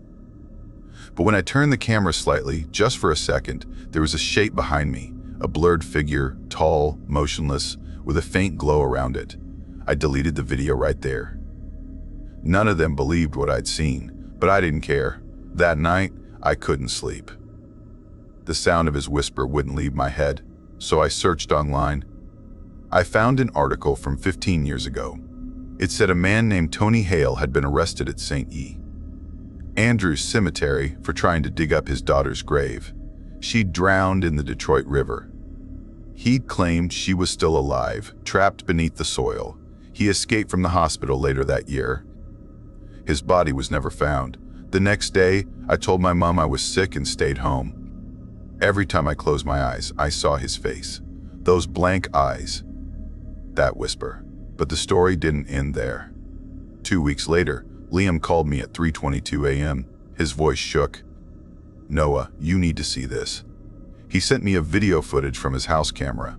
The timestamp read 3:22 a.m. He was asleep. Then, outside his window, something moved. A figure, tall, thin, dragging something along the ground.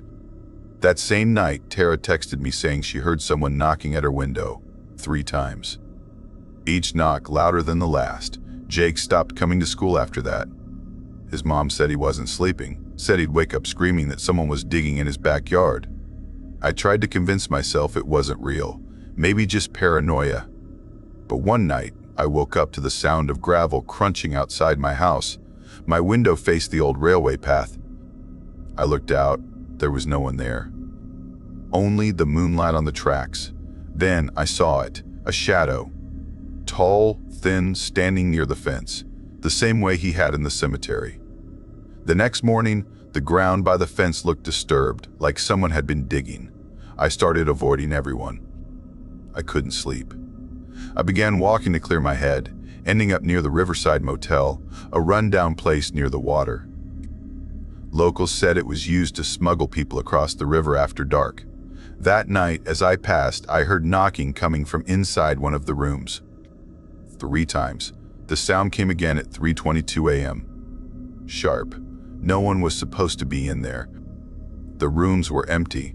I walked faster, my breath coming out in clouds. The next morning, the police tape was back up around the motel. Someone had gone missing again. A week later, a waitress from the diner across the street vanished after her shift. Her apron was found folded neatly in the parking lot. By then, the whispers had started following me everywhere.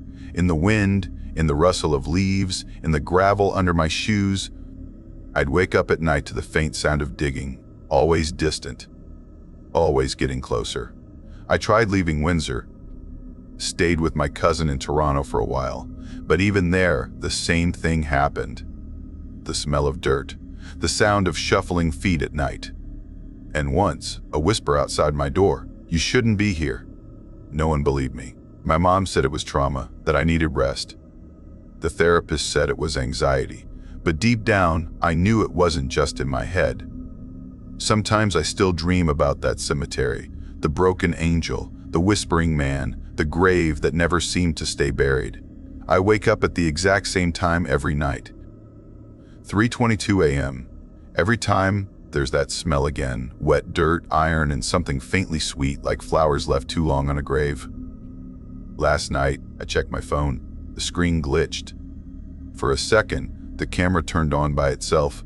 I swear I saw something behind me in the reflection. A shadow, tall, still, watching. I don't go near cemeteries anymore. I don't walk by the river or past the motel. But sometimes, I still hear it. The sound of gravel, the whisper of a name I can't understand. And I know one thing for sure. He never stopped digging.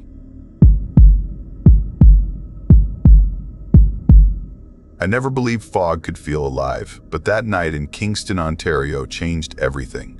It started like any other fall evening, damp air rolling off Lake Ontario, swallowing the town whole. The kind of fog that muffles the world, where even your own footsteps sound distant, and you start to wonder if the night itself is listening. Back then, my name was Nana, and I was 22, working part-time at a small gas station on the edge of Kingston near the old ferry dock. It wasn't much, but the job helped me pay rent on a room I shared above a bakery downtown. I'd moved back home after college didn't work out. Some nights were quiet, just the low hum of refrigerators and the occasional customer. But October brought something else, the fog, thick and heavy, clinging to everything. For nearly 3 weeks, it came every night, as if the lake exhaled its ghosts right into town. I usually closed the station around 11:45 p.m. and walked home, a 20-minute stretch through empty streets. It was lonely, but I liked the peace. That night, though, peace turned to something else. The first time I saw him, I didn't even think twice. I was halfway down Ontario Street, near the old courthouse, when I noticed a shape behind me. Tall, thin, walking slow. Just a silhouette through the mist. No sound, no detail, just there. I figured it was another late worker heading home. I turned away and kept walking, boots splashing in the puddles, hands jammed deep into my jacket. The next night, same fog, same quiet streets. Out of habit, I looked back, and there he was again. The same distance behind me, same lazy stride. For a second, I laughed to myself, thinking maybe he lived nearby or worked a similar shift. Kingston was small enough for coincidences. But deep down, something about the stillness didn't sit right. The fog swallowed every sound, even the lake waves. It was like the world had been muted, leaving only him and me. By the third night, I started paying attention. When I left work, I glanced across the street, empty. But the moment I turned onto Ontario Street, that shape appeared again, distant but constant. Always the same distance, like a shadow stitched to my steps. I sped up, he matched. I slowed, he slowed. My heart began to learn a rhythm it had never known, the rhythm of fear disguised as logic. Maybe it was just nerves, I told myself. Maybe I was imagining it, the fog playing tricks. But even in that thick air, where the streetlights glowed like dying stars, I could feel eyes on my back, watching, waiting. On the fourth night, I decided to test him. I stopped near an old church, pretending to tie my boot. My breath fogged the air, my fingers trembling slightly. I listened. Nothing. The silence pressed in around me like a weight. I stood up slowly and looked back. Empty street. No figure. Just fog moving like smoke between the lamps. I almost smiled, relief easing through my chest. Maybe I'd finally proven myself wrong. I took 3 steps. Then came the sound, one soft footstep behind me. I froze. My heart thudded so loud I could hear it in my ears. Another step, closer this time. I turned my head and saw him again, standing still at the end of the sidewalk, half shrouded in mist. Not moving, not breathing, just there. I couldn't make out a face, just a black outline against gray nothing. He hadn't followed me from work. He had been waiting for me to move. I walked faster. His footsteps matched mine perfectly. When I crossed onto Princess Street, I heard the faint scuff of his shoes echo through the fog. Every time I turned around, he froze. Every time I faced forward, he moved again. It was like the fog was his curtain, and I was trapped in his silent show. By the time I reached the corner near Montreal Street, my hands were shaking. My house wasn't far, just a few blocks. I tried to stay calm, pretending I couldn't hear the footsteps behind me, but they grew heavier, faster, deliberate. When I finally broke into a jog, he began to run too. The rhythm changed, his feet slapping the wet ground harder, faster, closer. Panic surged through me like a wave. I sprinted. The streetlights blurred past, orange halos spinning in the fog. I could barely see 5 feet ahead, but I didn't dare slow down. My shoes pounded the pavement, lungs burning, breath tearing at my throat. Behind me, those other footsteps thundered in sync, relentless. I didn't look back. I couldn't. I just kept running. When I finally saw my street, Aberdeen Avenue, I almost cried. My heart was hammering so violently it hurt. I cut across the road, slipping on wet leaves, my backpack bouncing against my spine. My house loomed ahead, old brick walls, porch light glowing weakly through the fog.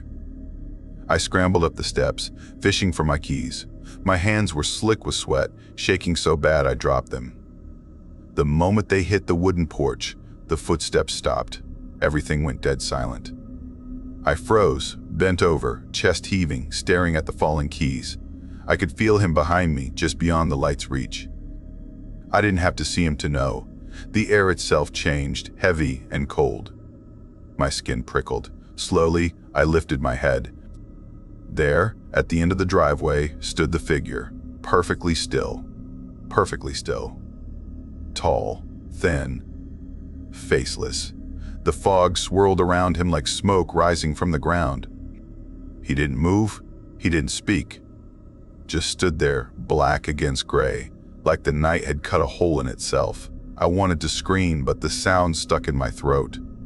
I forced my trembling hand toward the keys, grabbed them, and shoved the right one into the lock. My fingers barely worked. The door finally gave, and I stumbled inside, slamming it shut.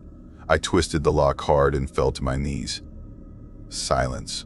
I crawled to the window, pulled the curtain aside just enough to peek. The driveway was empty. The fog shifted gently, harmless again, as if nothing had ever been there. I wanted to believe it was gone, but deep down I knew he was still out there somewhere in the mist. After that night, I stopped walking home. My coworker Jamie, who worked the morning shift, offered to drive me. Every evening, I watched the fog roll in, covering the lake, swallowing the town. Kingston felt different now, smaller, older, like something ancient had woken up in it. Weeks passed. The fog finally lifted, and for a while, I almost convinced myself it had been stress, imagination, exhaustion. But the fear lingered, quiet and patient, like a bruise that wouldn't fade. Then, one night in November, something strange happened. I was closing alone again. The station was empty except for the humming lights. Around 11:27 p.m., I went to the back room to check the storage freezer.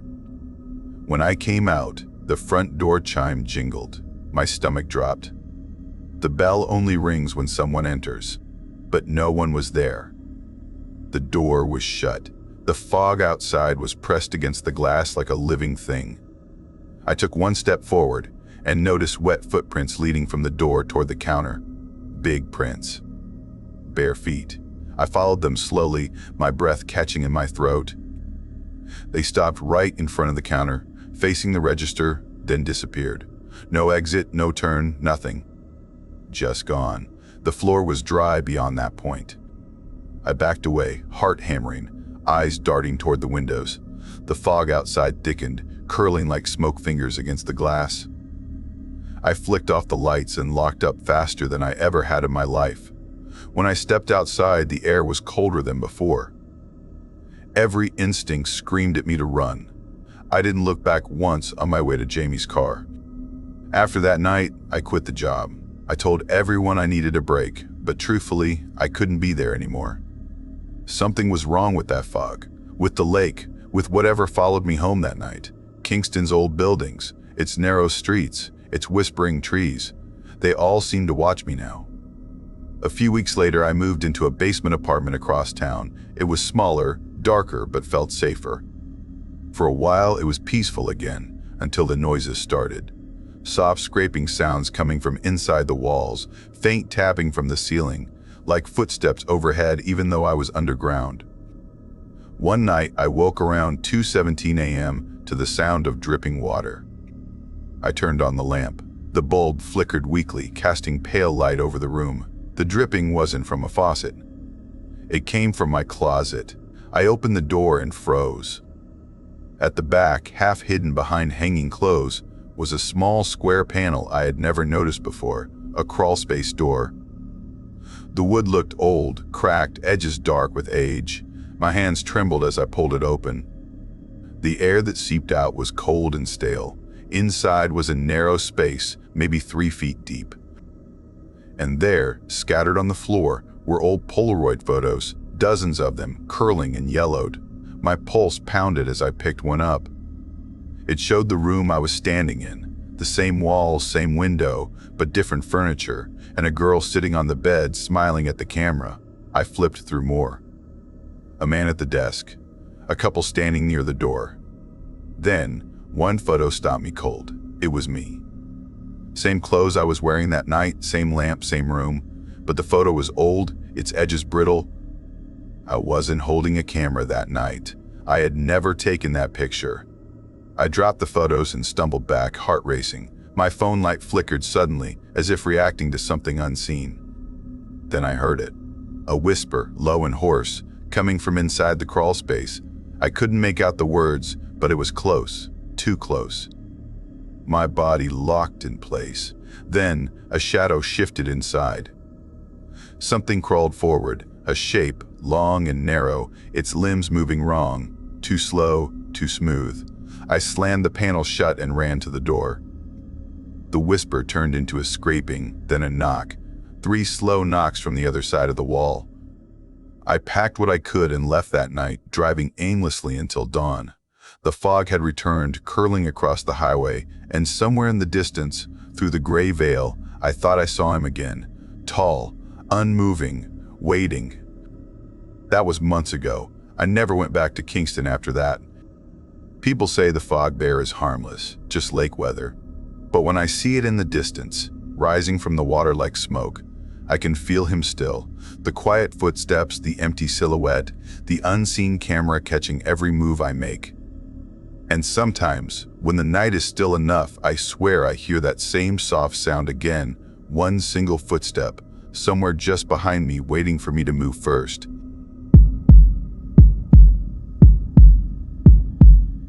I grew up in a small mining town called Larchwood, just outside of Sudbury, Ontario. My name's Mike Clark, and my family had owned a piece of land there for generations. The kind of place where time moves slow, where everyone knows everyone, and where the nights stretch longer than they should. When my grandparents passed, the house sat empty for years-old wood, peeling paint, and a sagging roof. When I was 20 and saving up to go to college, my parents let me move in to take care of the place. They said it'd keep me busy and teach me responsibility. I wish it had just done that. The house sat at the end of a narrow gravel road surrounded by dense woods and old mining trails. The nearest neighbor was a mile away, and most nights the only sound you could hear was the wind through the birch trees and the distant hum of freight trains. I didn't mind the quiet. It felt peaceful at first.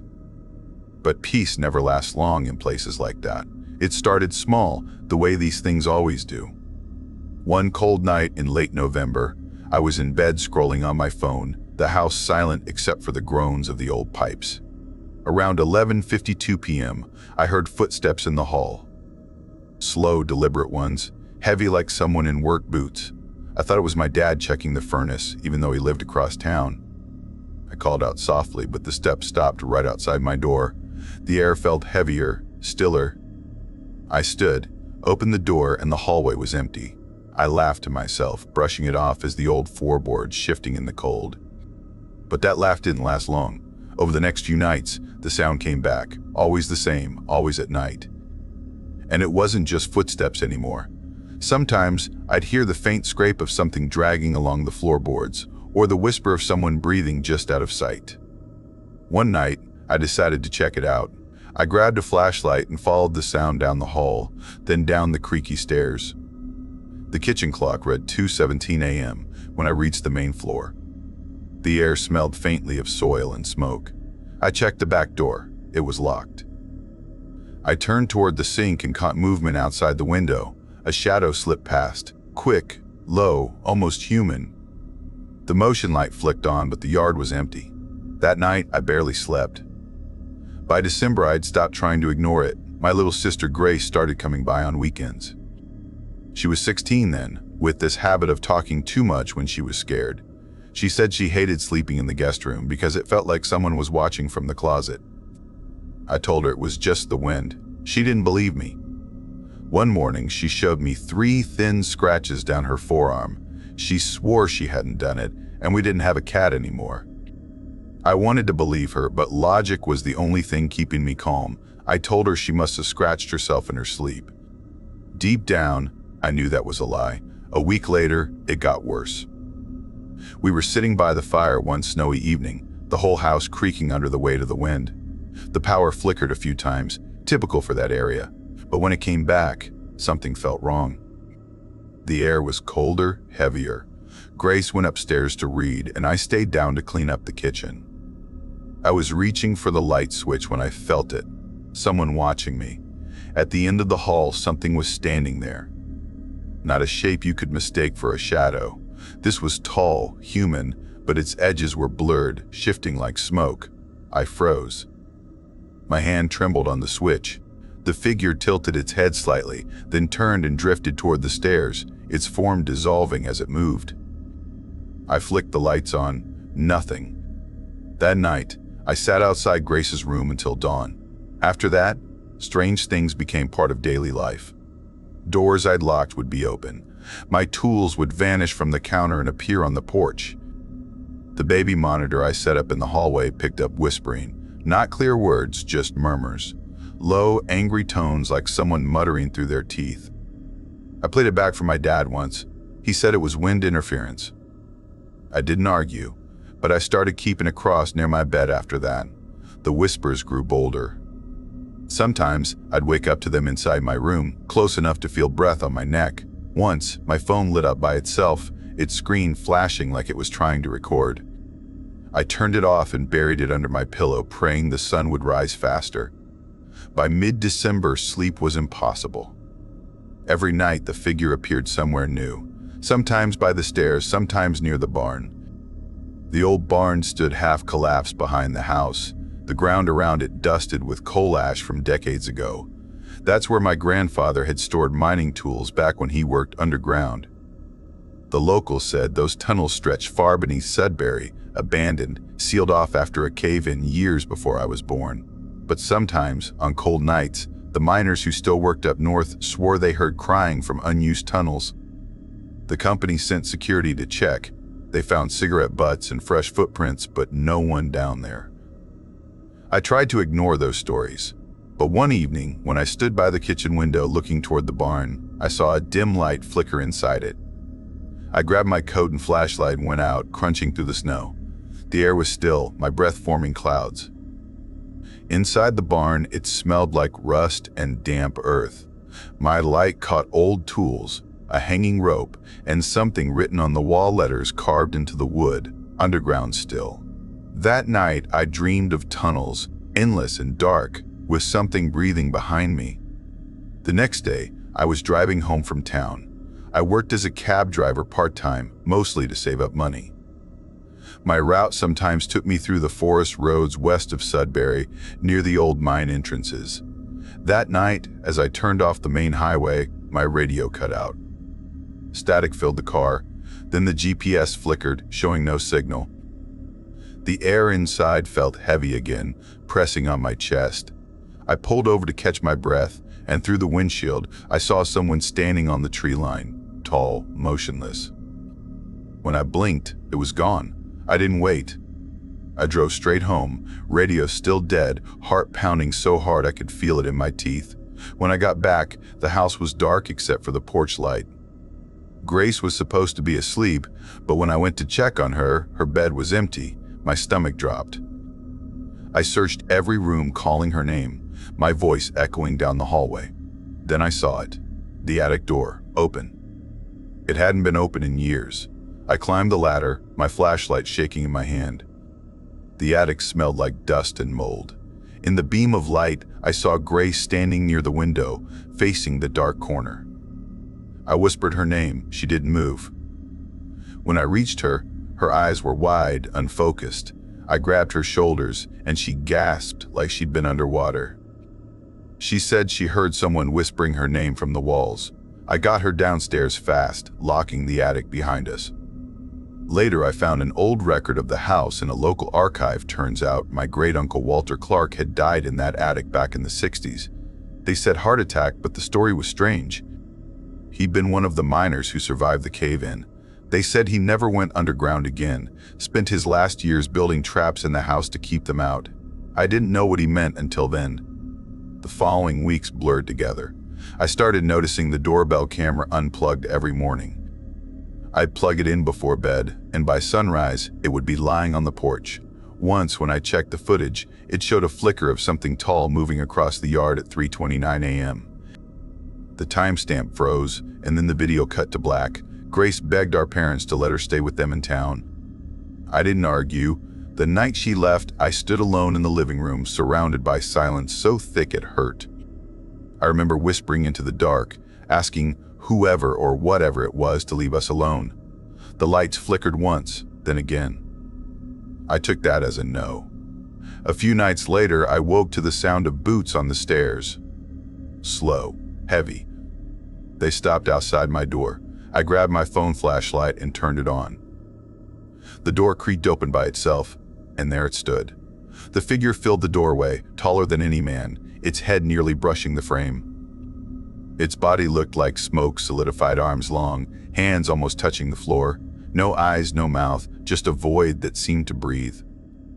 I tried to move, but my body wouldn't listen. The air grew thick, choking. The smell of wet soil and old iron filled the room. It stepped closer, silent, its shape shifting like it was fighting against the light. When it reached the edge of my bed, I felt pressure on my chest, heavy as stone. I couldn't breathe. My heart thrashed inside me like a trapped bird. I wanted to scream, but no sound came out. I thought I was dying. Then, just as I felt the world closing in, a sound broke through, a knock at the window. 3 slow knocks. The shadow froze. Then, in an instant, it was gone. I rushed to the window, gasping for air. Outside, snow fell silently, no footprints, just darkness. I left the next morning, packed what I could, and drove to a cheap apartment in downtown Sudbury. I didn't even tell my parents the full truth. I said the furnace was failing, that the place wasn't safe. A young couple from the city bought it later that spring. I never told them what really happened there. For months, life was normal again. No footsteps, no whispers, no shadowed figures. I worked late shifts, slept through the day, but sometimes I'd hear stories around town. Miners still claimed they heard crying from the sealed tunnels. Cab drivers swore their radios cut out near the old Larchwood Road. And one woman from the new family who bought my place, she told the local store clerk that every morning their doorbell camera was unplugged, and every night her husband heard footsteps pacing above the ceiling, even though their attic was sealed shut. Last week, I got an email from her. She found my old baby monitor in a box in the attic. Said it turned on by itself, playing static mixed with faint whispering. She asked if I wanted it back. I haven't answered. I haven't answered.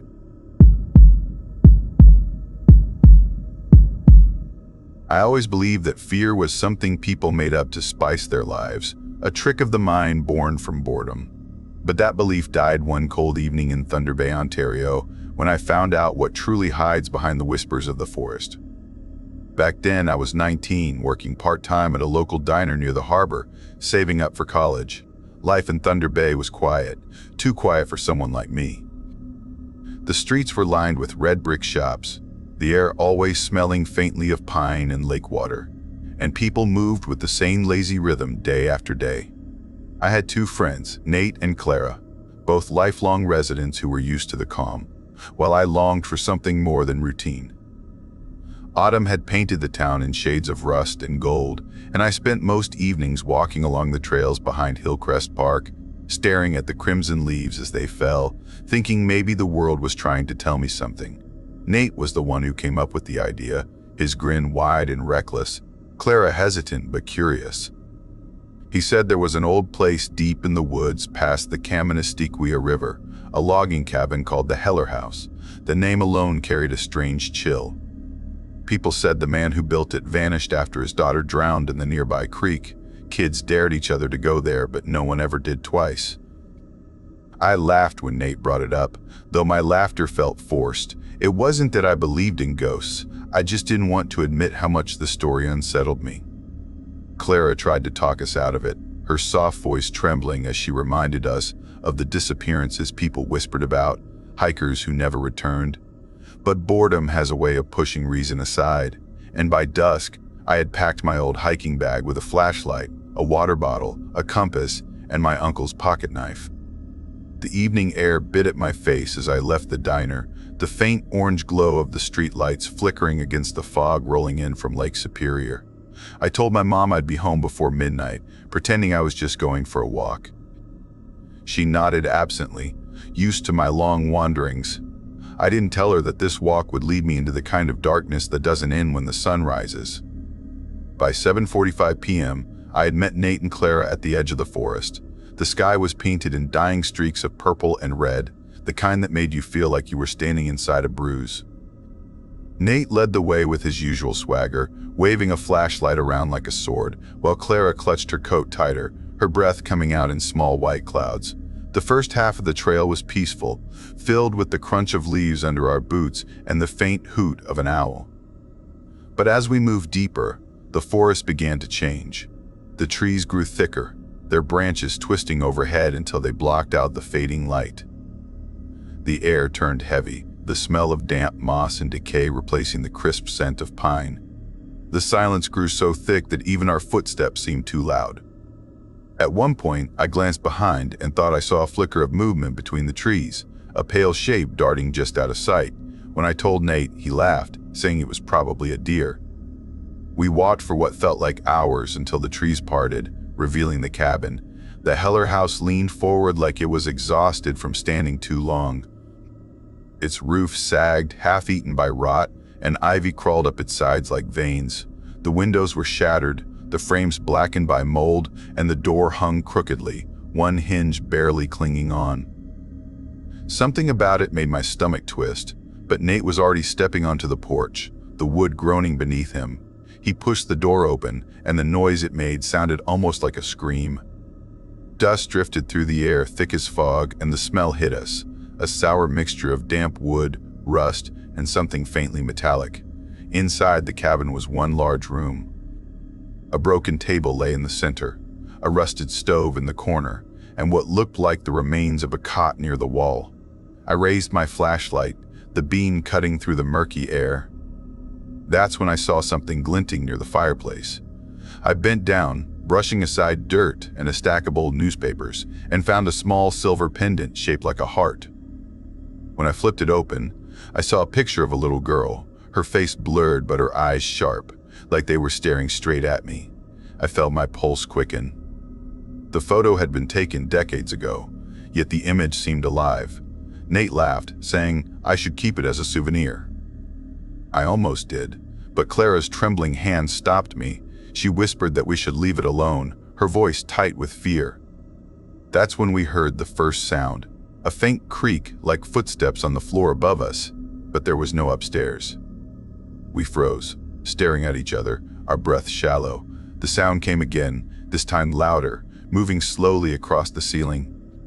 Nate raised his flashlight, but the beam shook in his hand. Then came a soft giggle, distant yet clear, like a child playing hide-and-seek. Clara gasped, clutching my arm. Nate tried to speak, his voice cracking as he said, "Must be the wind." But no wind laughs. The sound came again, closer this time, followed by a slow dragging noise, like something heavy being pulled across the floor. I felt the air shift, cold and wrong, the way it does when a storm's about to break. I told them we needed to leave, but before we could move, the dragging stopped and the giggling turned into a low, sobbing sound. I don't know what made me turn toward the doorway, but when I did, I saw a shadow move past it, small, quick, unmistakably human. Panic surged through me. I grabbed my bag, my voice shaking as I told them to run. We bolted out of the cabin, the night swallowing us whole. The forest that had felt alive before now felt predatory, every rustle sounding like footsteps behind us.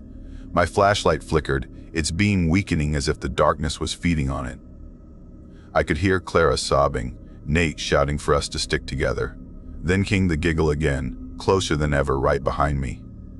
I turned for just a second, and my beam caught something pale moving through the trees, a small figure in a white dress. My stomach dropped. She was there, her head tilted to one side, hair hanging over her face, her bare feet dragging through the leaves. I screamed for Nate and Clara, but the forest swallowed my voice. I ran, my lungs burning, branches clawing at my clothes. The ground dipped suddenly, and I fell, crashing into a bed of wet leaves. My flashlight tumbled away, landing near a bush. The light caught a muddy boot print next to me, small, like a child's. Then I heard it again, that dragging sound, now just a few feet away, followed by soft sobbing that twisted into laughter. I crawled toward my flashlight, snatched it up, and pointed it forward. The light fell on her face. She was just a few feet away, her skin as white as bone, her lips blue, her eyes black holes reflecting the beam. Her mouth opened as if to scream, but what came out was a sound like water gurgling through a drain.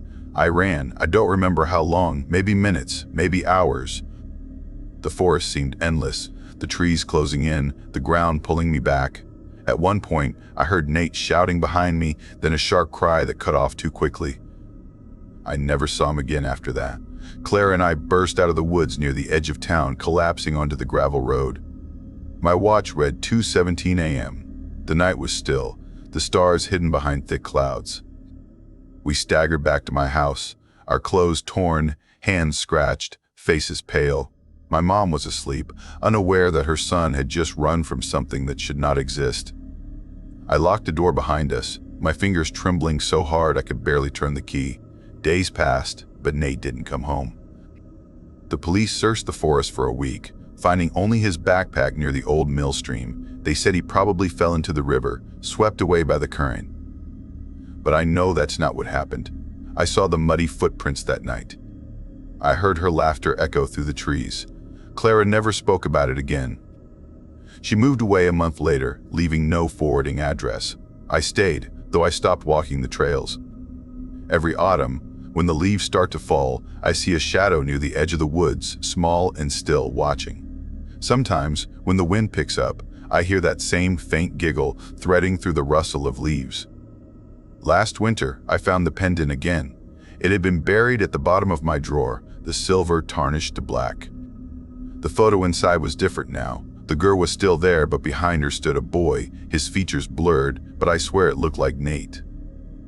Lately, I've noticed other things around town. A woman jogs past my house every morning, always the same time, and a cyclist appears behind her exactly 2 minutes later. I watch from the window, wondering if she knows he's there. Our landlord, Mr. Webb, refuses to give tenants keys to the mailboxes, saying he checks the mail for safety. And 2 streets over, someone put up missing posters for a cat. When the animal was finally found, it was in an old basement under an abandoned house, where police said chains and animal remains hung from hooks.